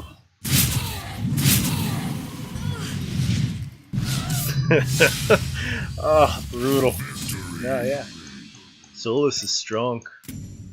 Okay, well, didn't do the full combo, but demonstrated that it doesn't truly need to. Alright, let's move on to something else. This was a good time. At least we finally got a win out of it. Jeez. Performed way better in testing. Of course, one was entirely my fault, one was bad luck, and then we got a good game. So, alright, what's left here? Alright, back to Mob. So, two options from... Well, I guess we have most of our Mob. Okay, yeah, two options from Mob. You can either play the dedicated ramp list or the tempo list. Which one do I want to play more? Let's go for the ramp list. Let's have some more. No, we just did that. Well, let's go for the tempo Mob because it's different. We just played a Reliquarian deck, so let's play tempo Mob instead. The tempo Mob deck, it's got her usual her usual early game kit. Plus, it's got some late game bombs. It's got just a powerful, tempo mid-range kit with the added Deceptibot operant package, which is pretty fun.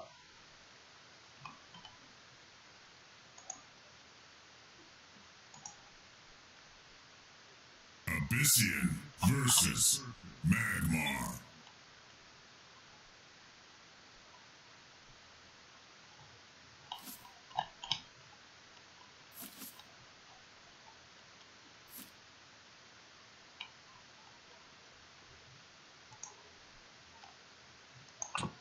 Alright, okay, so here we are. Alright, always a good time. See, unlike the rest of the community that's throwing a fit about Magmar, I enjoy both playing as and against. I build my decks with Finality Vath in mind, and I don't have a problem with it. Alright, so don't need this that early, don't need two whips. That will be my opening play if it has to be. Okay. Herald's a better opening play than Prophet, and whips are good. So alright, so just turn one Herald, nothing wrong with that. Spell is good versus Vath. And so I've got a Desolator in hand, so I definitely don't need the Nakoma. You usually need one or the other, and Desolator is typically the better option. And so right now, let me go take a look at my list. Right now I'm digging for, well, Deceptibots are exceptionally good in this matchup because the 4 or 5 stat line in particular gives Magmar a lot of trouble. So I want to be looking for my Deceptibot package, as well as EMP and, of course, yeah, so my Deceptibot package and my late game. That's what I want to be looking for. But not too much late game. Of course, the deck doesn't have too much. Huh. Okay.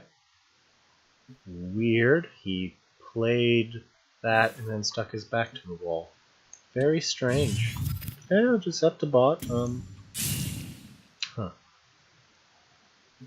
So I could play Deceptibot.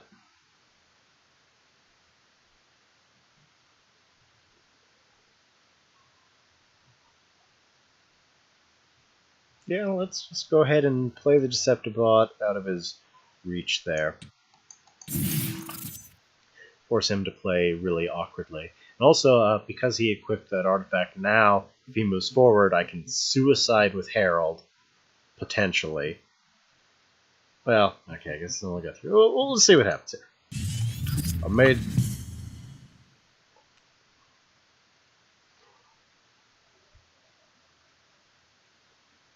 If he manages to buff his attack, well, I mean, he's not going to let that happen, most likely. But, yeah, no, this is safe from natural selection, and this will make him play awkwardly, and this doesn't die to any of his removal other than natural is protected from Herald. I'm in good shape. Alright, Lure and Transform's a bit excessive. So I guess we can just start breaking his artifact. Move on up.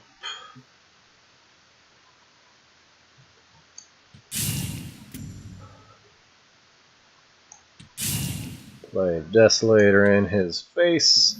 Sacrifice it so it doesn't go away for any reason. Move to the Deceptibot up, but out of his range. However, now if he clears that husk, then I can kill the egg.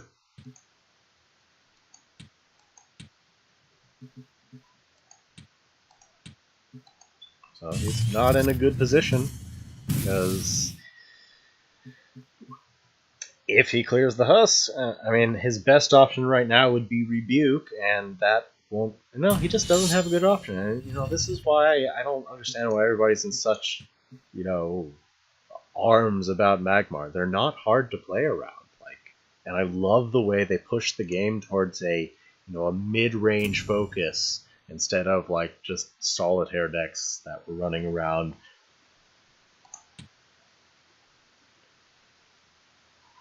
But I mean, this may not even be Finality Bath. This is just very weird. So forgiven, I am still in gold since I've barely played any games this season. This is pretty much my first day of play. Well, second day of playing this season. Okay, so he's just right. So I'll get the Deceptibot plan that I was going for. All right, so don't really need the dark. Well, I might need that.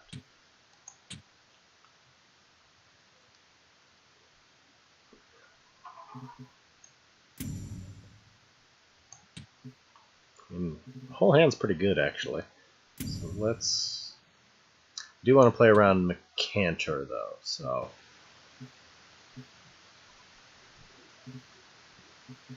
Let's trade here.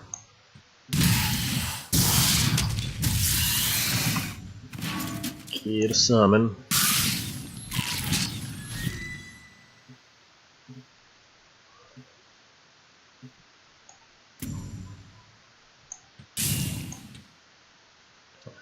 Finish breaking that artifact.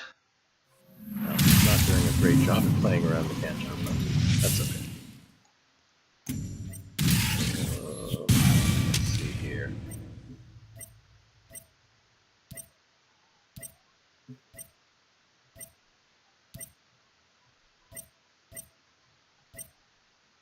Okay. And if he Mecantors it, he has to make some fairly tough decisions with it. Hey, EMP. Good for this matchup.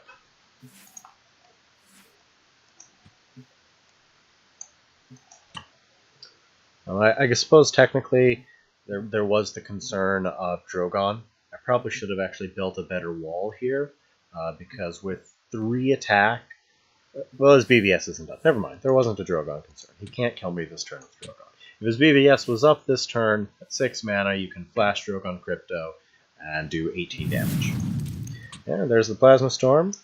Okay. Don't bother me.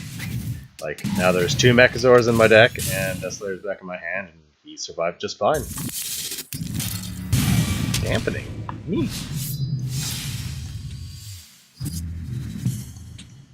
Alright, so...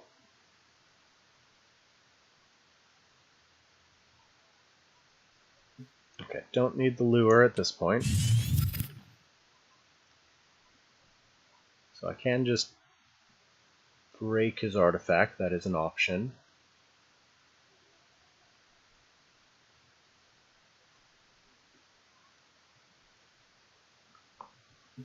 Alright, let's do that. I don't know if you get the egg off of it, if it break. Oh, regard. I'm just not going to take a risk there. So pinged.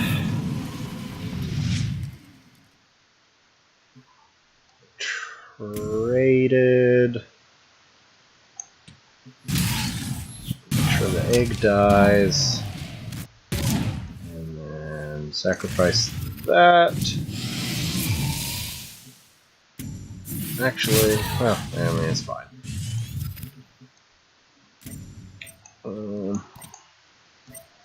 Yeah, let's just break that up. Short of a double Drogon Crypto, Flash, like, I'm fine.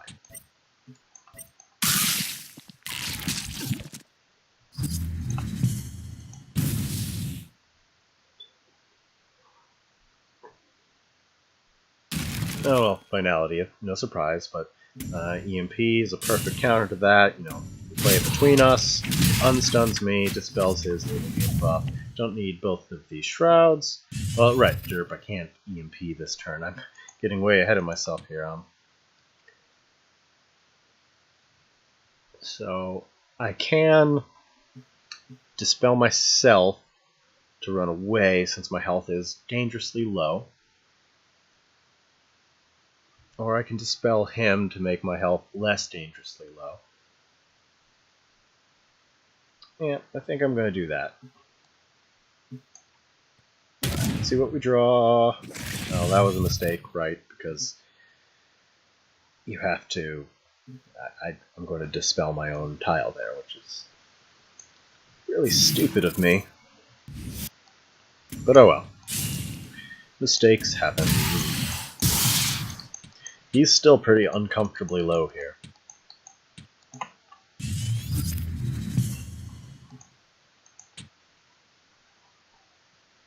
Now, I made a few misplays, but finality won't win in the game by itself. He's going to win because I'm screwing up. I mean, alright, I'm not arguing that Finality Vath is probably the tier 1 deck and is probably a bit broken and could probably use a small nerf. I just think people are also massively overreacting about it. Like, I think it needs very, very small nerf, like perhaps like Lava Lasher to 8 health and Rebuke to 4 mana. I think that's really all the more that needs to be done. Okay, so I can Desolator and Body Block. Or I can... Well, the 6 mana turn's coming up, so I don't want to die to Mecantor.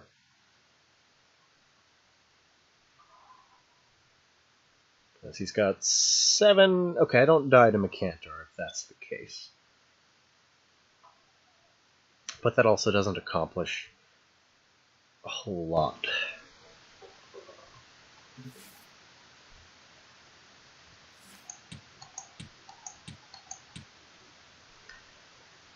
Alright, well, so do I want to run away, or... No, I don't want to die to Drogon.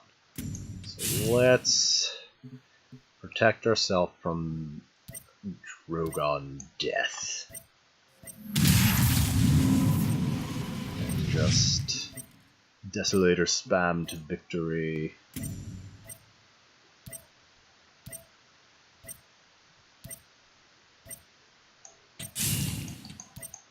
I'm just walling myself off so I don't die to a random Drogon.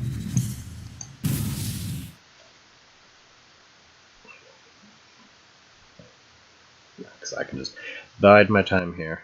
Oh crap, I should have played my Prophet. I massively screwed up there. I should have played my Prophet so that I could get my Desolator back in my hand. Man, I'm playing poorly tonight. Jesus! I just lost my Desolator, who was like my key to a guaranteed victory. I did a really stupid thing there.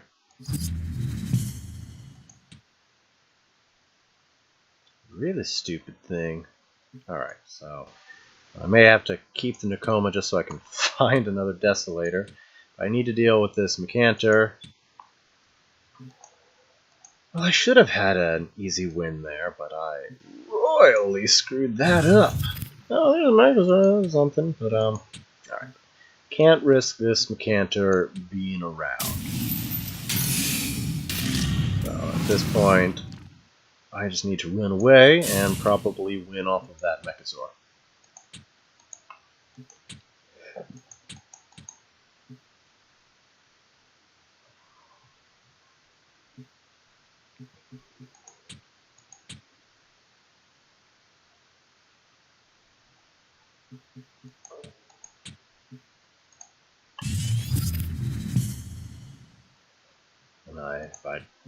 my Desolator like I was supposed to, this would have been super easy victory. But I derped. Does he have a second finality? Yeah, there is. Alright, but that's his whole turn. And don't bother me. I can just play a Mechazor.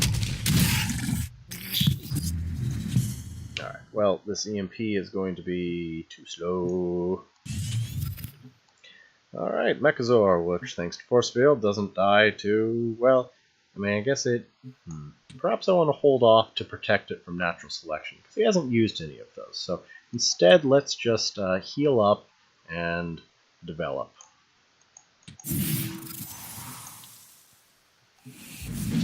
Can't... I mean, I guess he could flash again, but that's fine. This finality is powerful, but it doesn't win a game by itself. As long as you play around it and build with it in mind when you're making your curves, it's not that big a deal.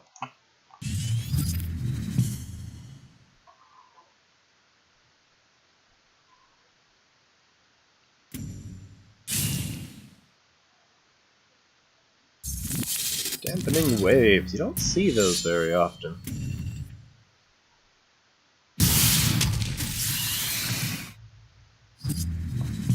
You are also going to be too slow.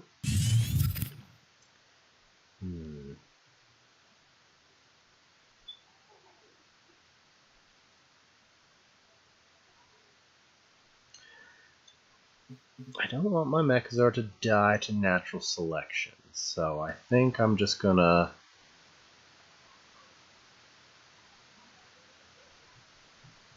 Well, I know for sure I'm backing up, so let's do that. And yeah, let's see what we draw.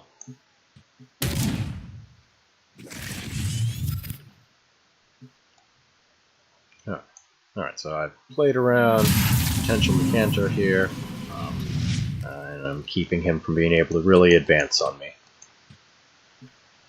Although, fun fact, Frenzy is procced by Rebuke, so if Mechazor is in his face, it's a little bit tough for him to use Rebuke.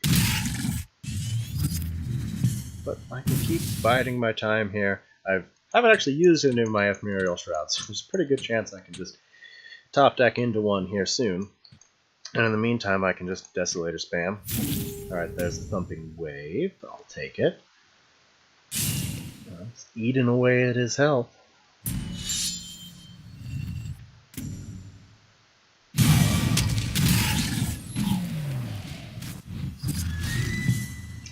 Get out of here, Nakoma. I don't need two of you. I don't even know if I need one of you. Alright, sure. Go ahead. See if you can remove my... can't rebuke it. Can't trade face with it. You could natural selection it, and that's about it.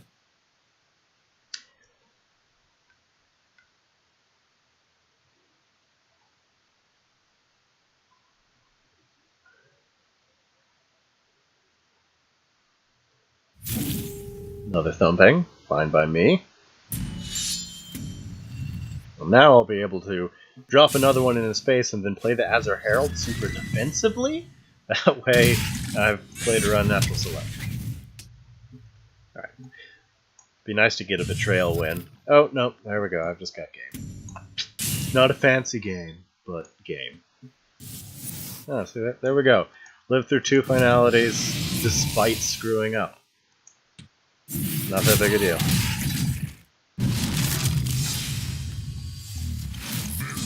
Alright.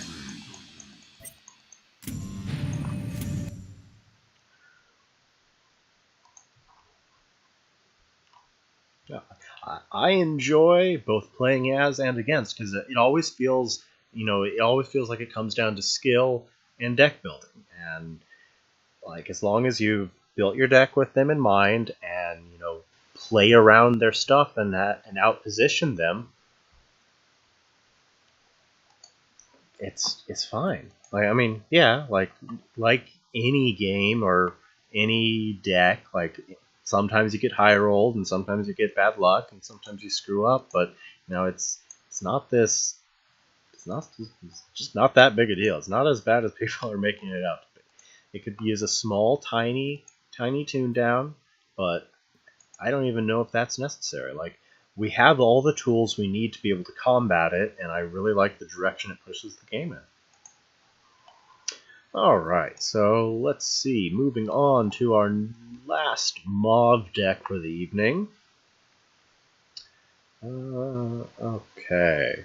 Alright, so now we can play the ramp version of Mauve.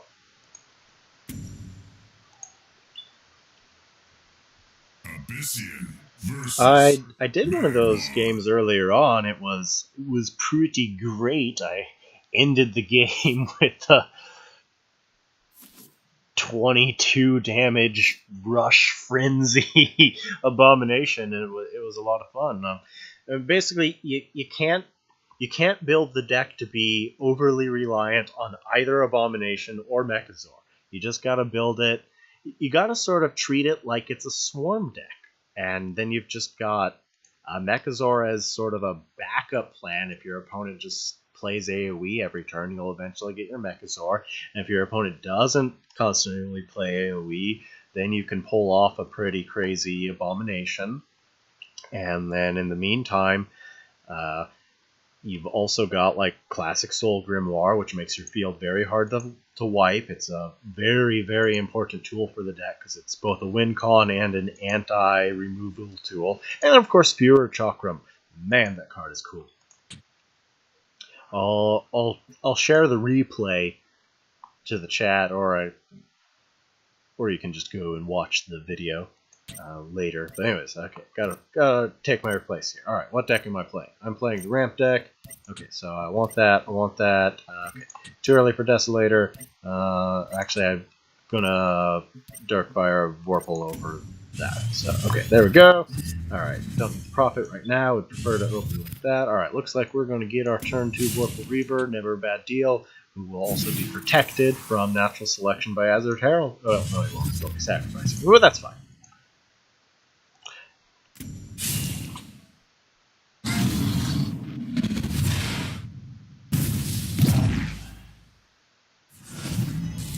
He just blew a natural selection on a Azure Herald. Oh, that's funny. Alright, relics. Well, okay, I mean, to be fair, screwed up what I was doing, but. Alright, Reliquarian, while you are very good in this matchup, you're going to be a little slow, right? Jesus, Vorpals.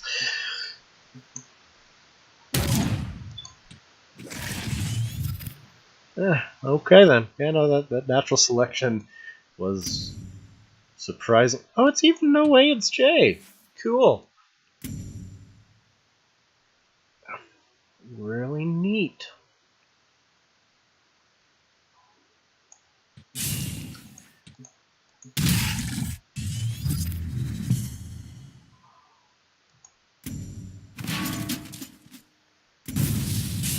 Well, I may just get mid-range down and screwed out of my turn 2 play there. So it may end up working just fine for him. Well, the best I've got is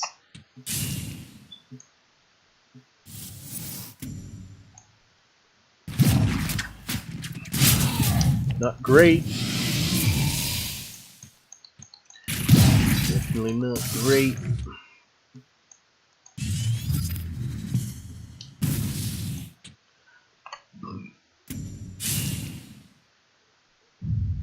Ooh, there's that Drogon. Oh.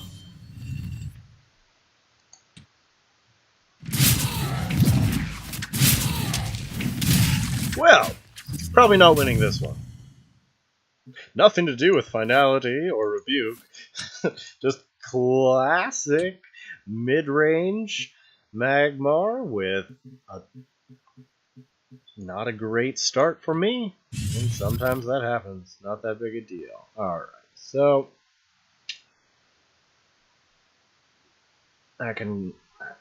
that's an option, but not a good one. EMP is also an option.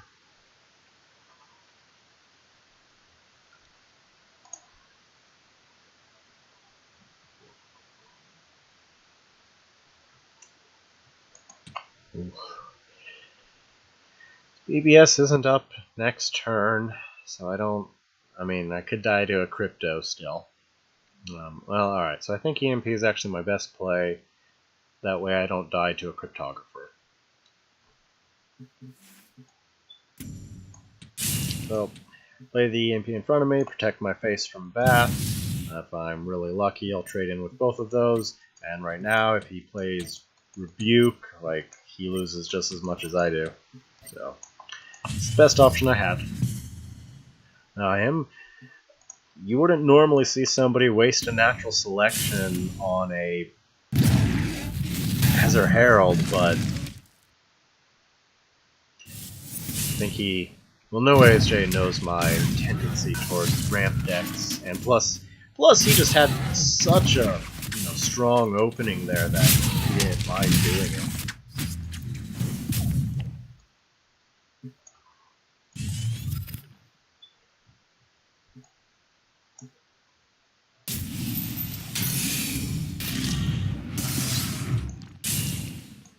And I can't even afford to use my BBS right now. I mean, if I'm not dead, I can start sustaining now.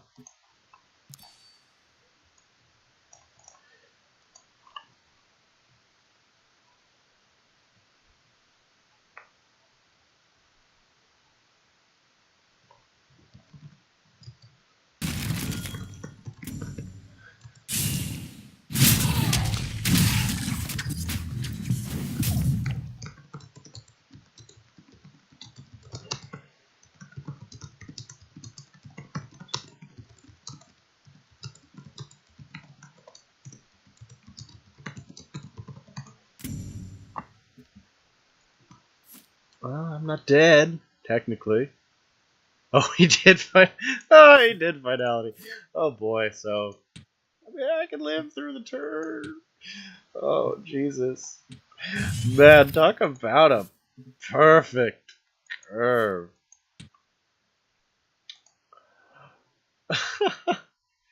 Oh.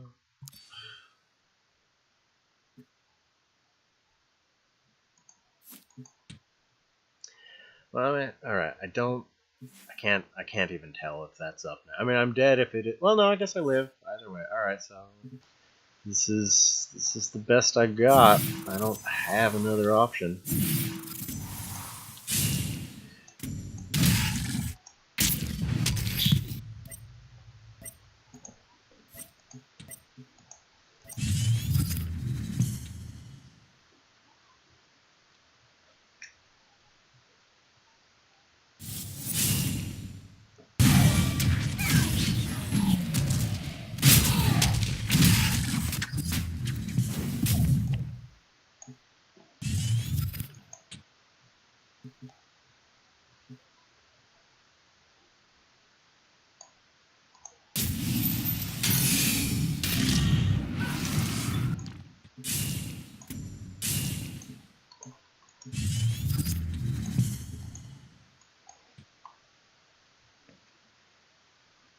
Well, there it is.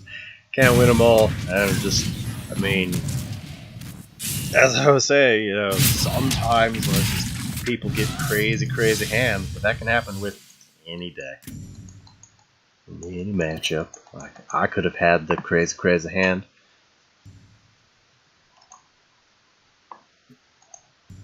Abyssian versus Songhai.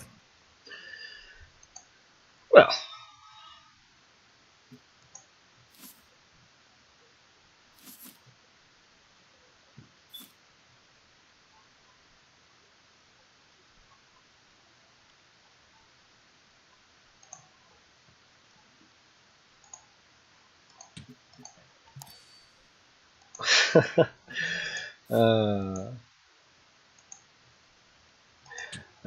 Like, as I said, usually it's very skill based, but sometimes just insane hands happen.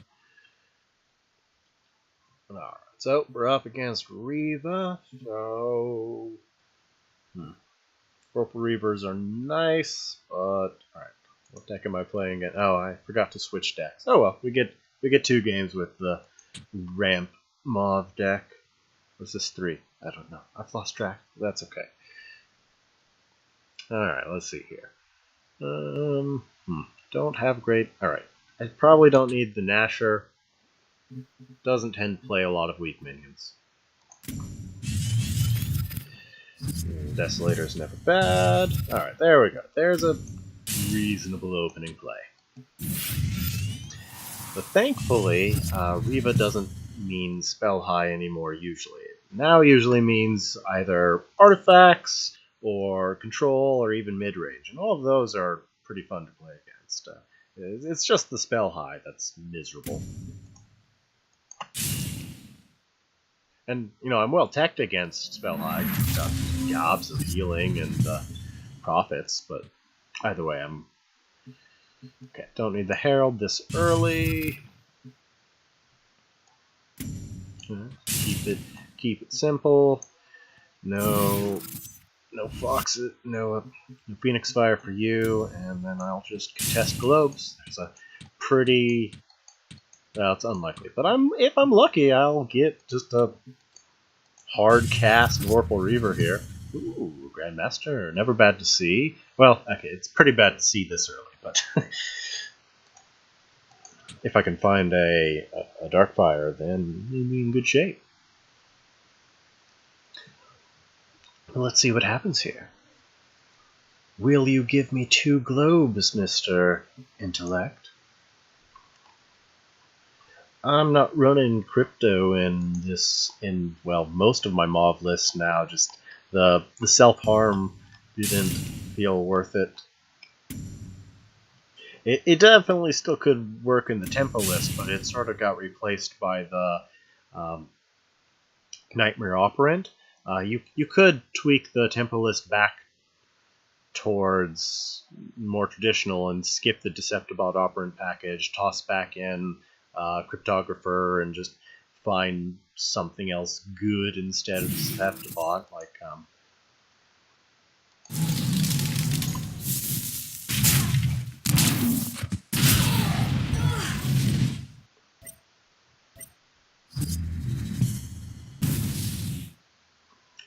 Alright then. So, I can profit BBS, that's a halfway decent option.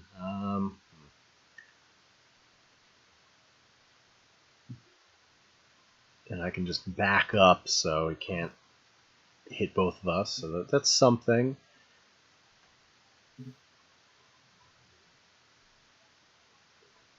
Alright, I'm going to replace the Vorpal because he's feeling a little slow, and if I do find a Darkfire, I'm going to want to use it on Varix.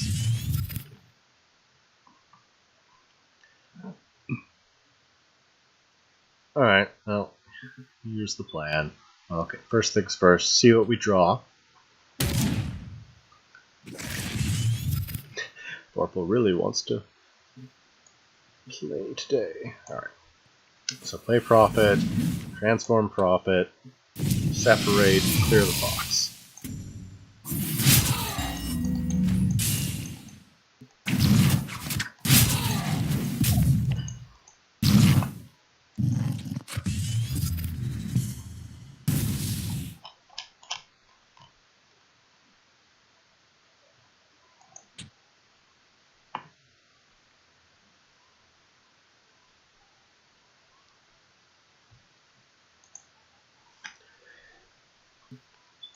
I need to make a quick phone call.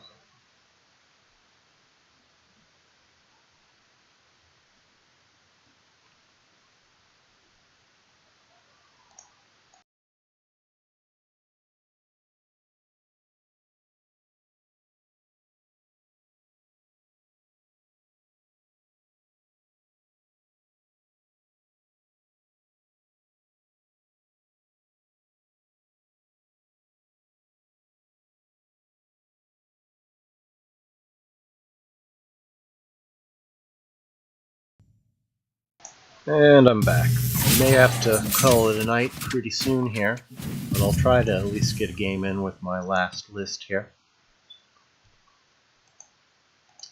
Alright, so... okay. EMP is more valuable than the Vorpal, preferably saving And again, Vorpal is on curve next turn.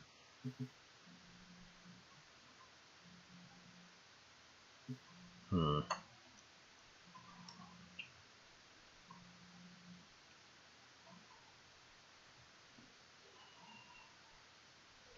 mean, I may just curve out. It's a pretty solid option. I think I'm just going to Demonic Lure the Heartseeker, because trying to lure a spell jam, just trying to lure anything against Songhai doesn't usually work, as Mist and Jux. But just killing a Heartseeker is not terrible, and I can just sort of play on curve here. I want to keep that just for healing. Is there anything else I'd rather? No, I don't really want the Desolator. I want to find cheaper healing, actually. And I've got just on-curve plays. Yeah, there we go. That's the type of stuff I wanted to be seeing. Because I can Nasher, Prophet, Malice, and clean up really nicely, which means I can then replace the Reaver and continue my curve. But he appears to be playing around Nasher at least a little bit. So good on him. So I will probably do the aforementioned plan. Okay, Vorpal can go, I can deny the globe at the same time, and then I can plant my back against the wall. Alright, so Nasher. Deny. Explode.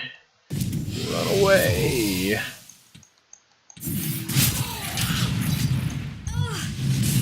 And then I've got just a nice curve from here.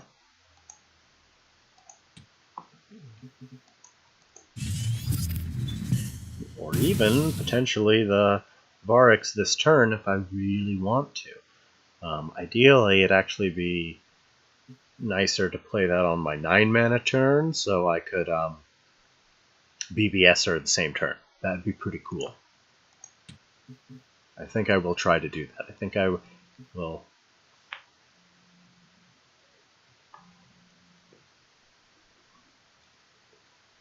We'll see it. We'll see what happens on her turn.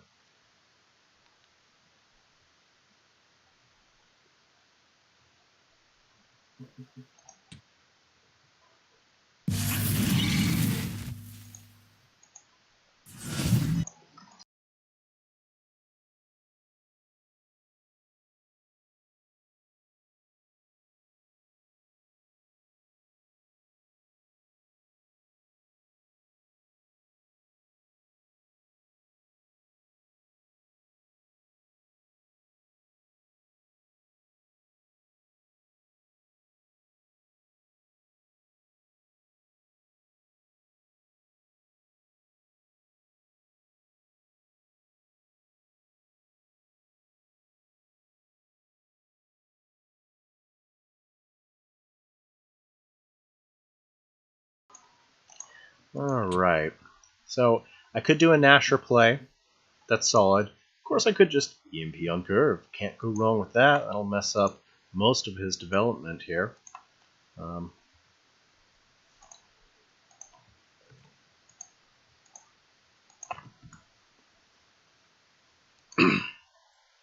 I could Nasher.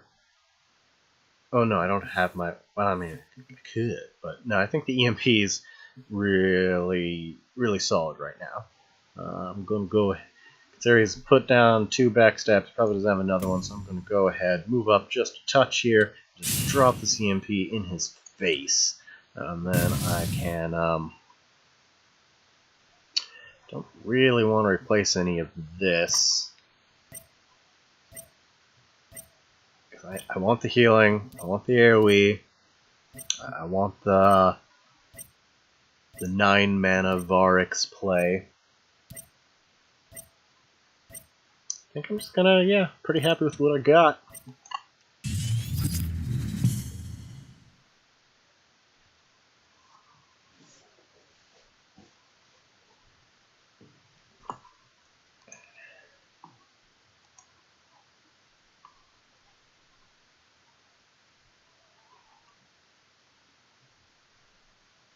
Oh, why, bot? That was a little harsh on the forums there. I mean, he's asking a pretty fair question that I just haven't had the chance to answer yet. Like if Ironclad was ever going to fit somewhere, this would probably be it.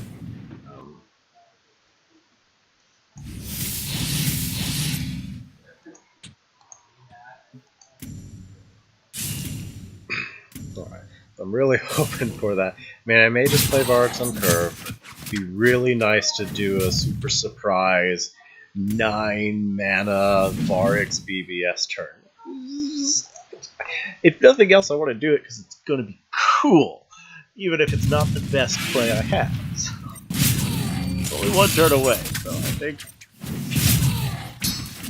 I'm going to try to hold off for it, even though it might be a really bad idea. Because this turn I can just do a lot of cleanup here. Alright, so I know this is moving back. Alright, let's count my mana here. So, 4, 5, 6, 7. Okay, I'll skip the 4, 5, 6, 7. Alright, there we go. That's my play. Alright, just protect my face a bit here. Alright, then we can do our fancy 9 mana turn, even if it's probably not actually a good idea. I really want to do it.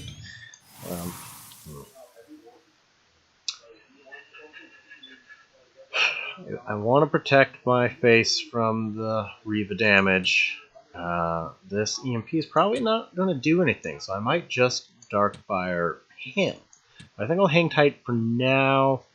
The Shroud's also just, well, useful.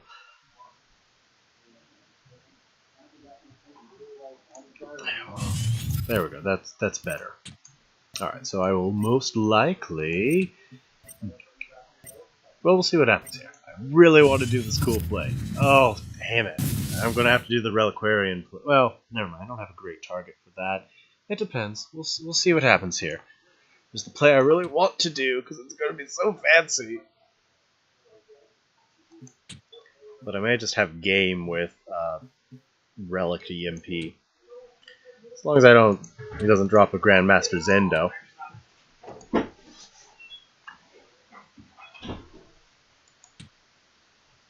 Though even if he dropped a Zendo, I think I'm still fine. There are plenty of ways for Songhai to finish me off right now, but...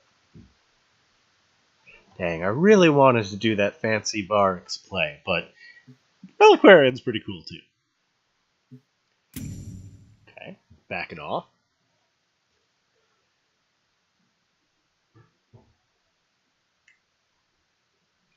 Nah, because I also just have a Reliquarian. I've got lots of options here. What does Varix do for Mob? So it's really cool. So, first of all, you no longer deal damage to yourself. Second of all, you still sacrifice a minion and summon a husk. The thing is, you then summon husks equal to the attack power of the sacrificed minions. Meaning, you sacrifice Grandmaster Varix and you summon 8 husks around it. It's pretty fancy. Alright, well, I wanted to do the cool turn, but I'm gonna go for practicality so I actually win.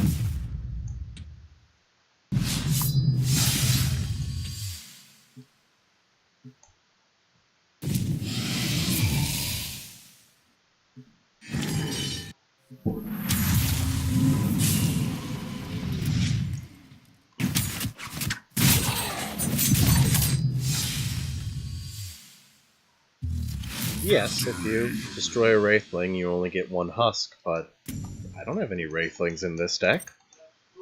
You're welcome to take a gander. Here, I've got all the lists posted over here. No, like, there are a lot of great targets. And don't forget, you can sacrifice a husk to get 4 more husks. Yeah, exactly what Wybot said there. Play a Desolator, get 3 husks, and then just start spamming it on the remaining husks. I have time for. I mean, I really ought to go now, but let me play the gate deck really quick, and then I gotta go after that. All right, so that I will have played all decks at least once live. Because I played the gate deck. I played replays at the beginning while I was finishing my forum, but I never played any live game with it. So let's get a live game with it, and then we'll call that a night. Oh, right. Somebody asked about... Was it Wybot that asked about wanting to see how I did the mech abomination? Yeah. Alright, I'll throw a link to that game specifically or something. But anyways, let's start with it. Alright, so Timekeeper good, so that means we definitely want to look for a gate. That's most likely our opening play. Considering it's Starhorn, Desolator will more likely than not get burned, and so alright, so we're going to toss those away. Look for gates and counters. Alright, well there we go. That's pretty good. That's pretty good. I don't actually expect the first gate to...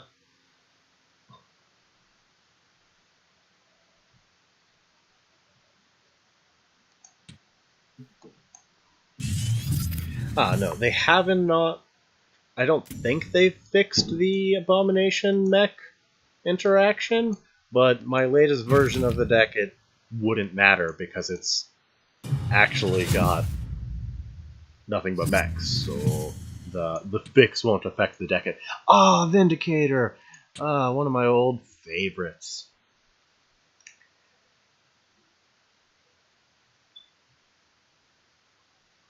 Alright, looks like I'm just gonna skip my Shadow Spawns and play the gate. I mean, I could play the gate on a globe and still Shadow Spawn.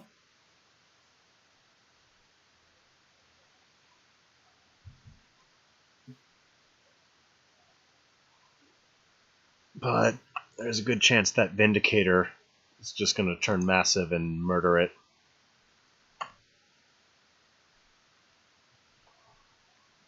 No, mechanically, it does what it says it does. It steals the keywords and doesn't steal conditions and other text. Like, mechanically, it's working correctly. They just decided that that's not correct, and there is an inconsistency because it works with Metal Tooth, but it doesn't work with. I didn't finish my turn. I don't need draw power. I don't want this Inkling. All right, so let's just play a super defensive gate here, and then I will contest this globe down here.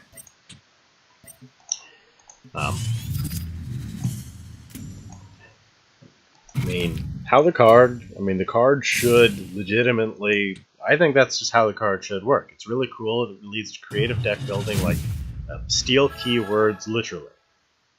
That's cool. I think that's how it should actually work.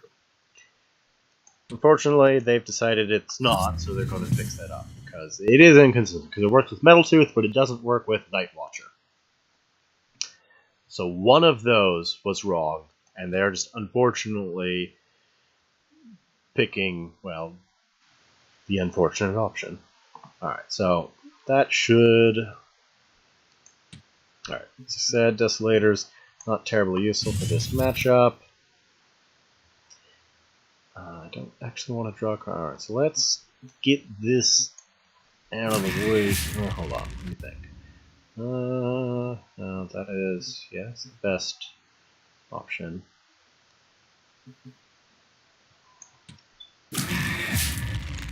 Maybe not. Because I could just defend it and Black Solace. Yeah, let's do that.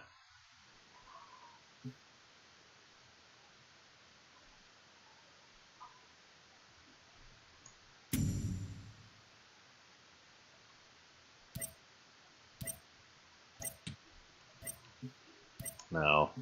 Let's take the conservative approach.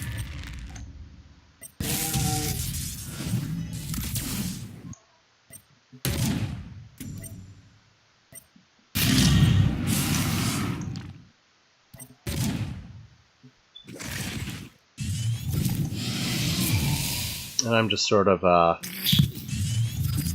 clearing out my hand here just so I get a draw with that Seeking Eye, and yeah, there we go. I found a ritual banishing to get that. I probably should have. No, I think I took that glove. I don't remember.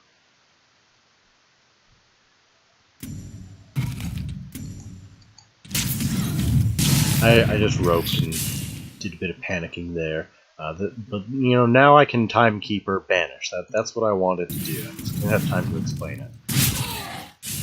Timekeeper banish. That is the plan. I just or EMP. That is actually potentially a better option. No, I need a Timekeeper. I need a Timekeeper so that actually builds. Alright, so, yep. The plan! And this is probably game. I probably just won. Here we are. Surprise!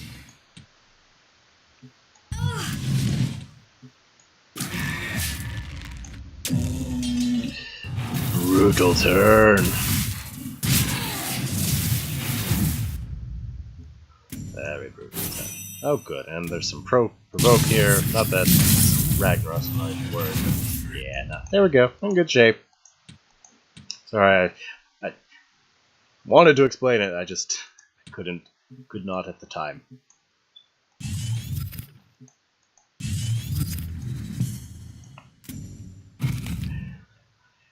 Yes, right away. It will not save you now. Decimus, you could just kill me from range. Nah, no obliterate. This deck's got plenty of win cons already.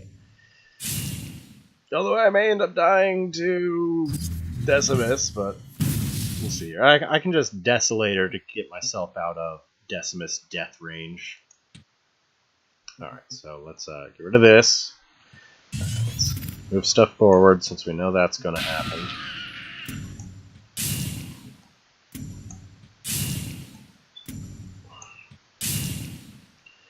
Okay, so yeah. Alright, so let's make sure we don't die to a second Deci Spikes with this Desolator. And let's kill this one here. And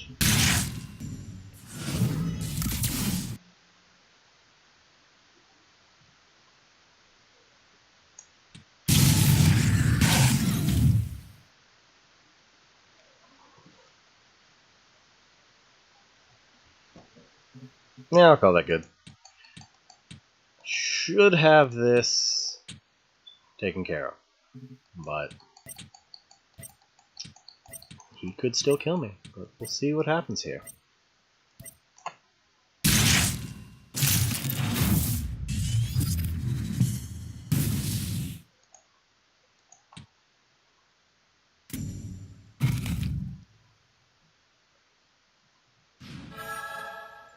Well, I'm back to Decimus lethal range.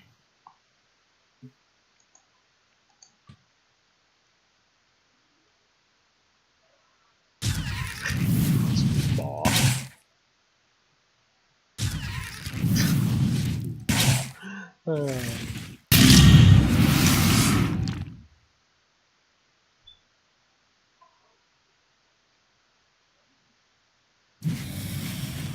can get a Vorpal Reaver to spawn in one of these spots.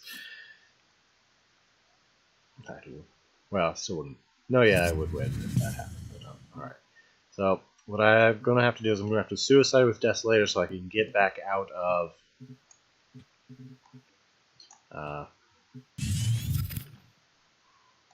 Decimus lethal range. So let's put you here. And let's start with that.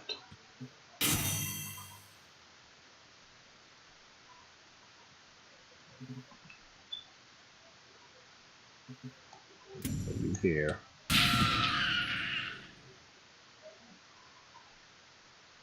Yeah, I think I'm just gonna spam Desolator. Ah, crap. Well, I'm dumb. I am super, super dumb. Oh, that was bad. That was so bad. That was bad.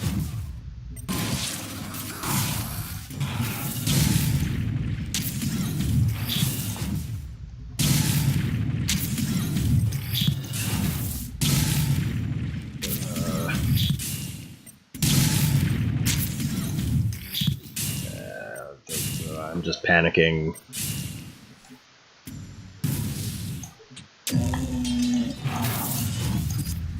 I'm going to be so mad if I die. No, I would have had lethal. I would have had lethal if I'd actually not burned off my Desolator on accident there. I just got distracted by my math there.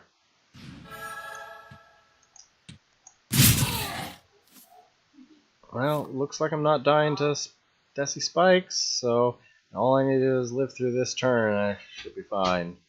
Oh boy. Could die too. I mean, you'd have to get all three. I'm perfectly aware of my mistake. I'm perfectly aware of my mistake. Well, I guess at best he can hope for a tie. At best. Should have won last turn. But I'm bad at this, apparently. Alright, sorry. That's okay. Okay, woo! Alright, well, there was the exciting gate deck. That was a good time. Alright, I'll go ahead and post a link to the forums one more time. But I really gotta head out. Okay, so, and then let me find that specific...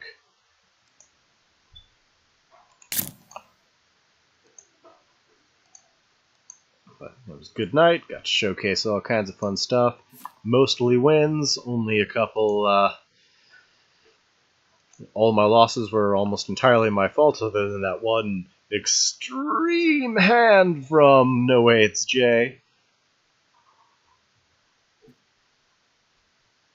Let me get that point in the video where the Abomination Mech deck went off, so Ybot can watch it.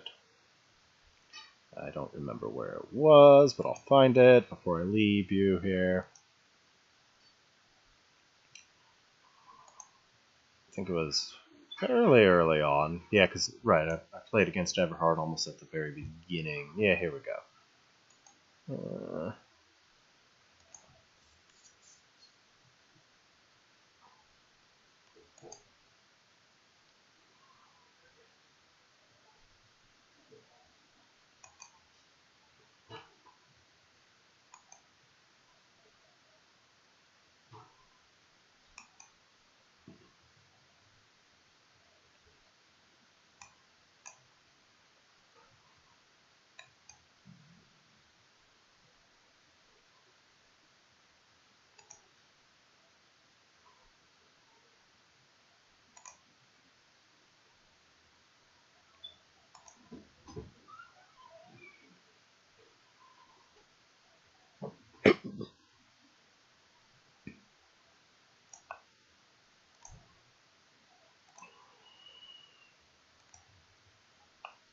Alright, here you are.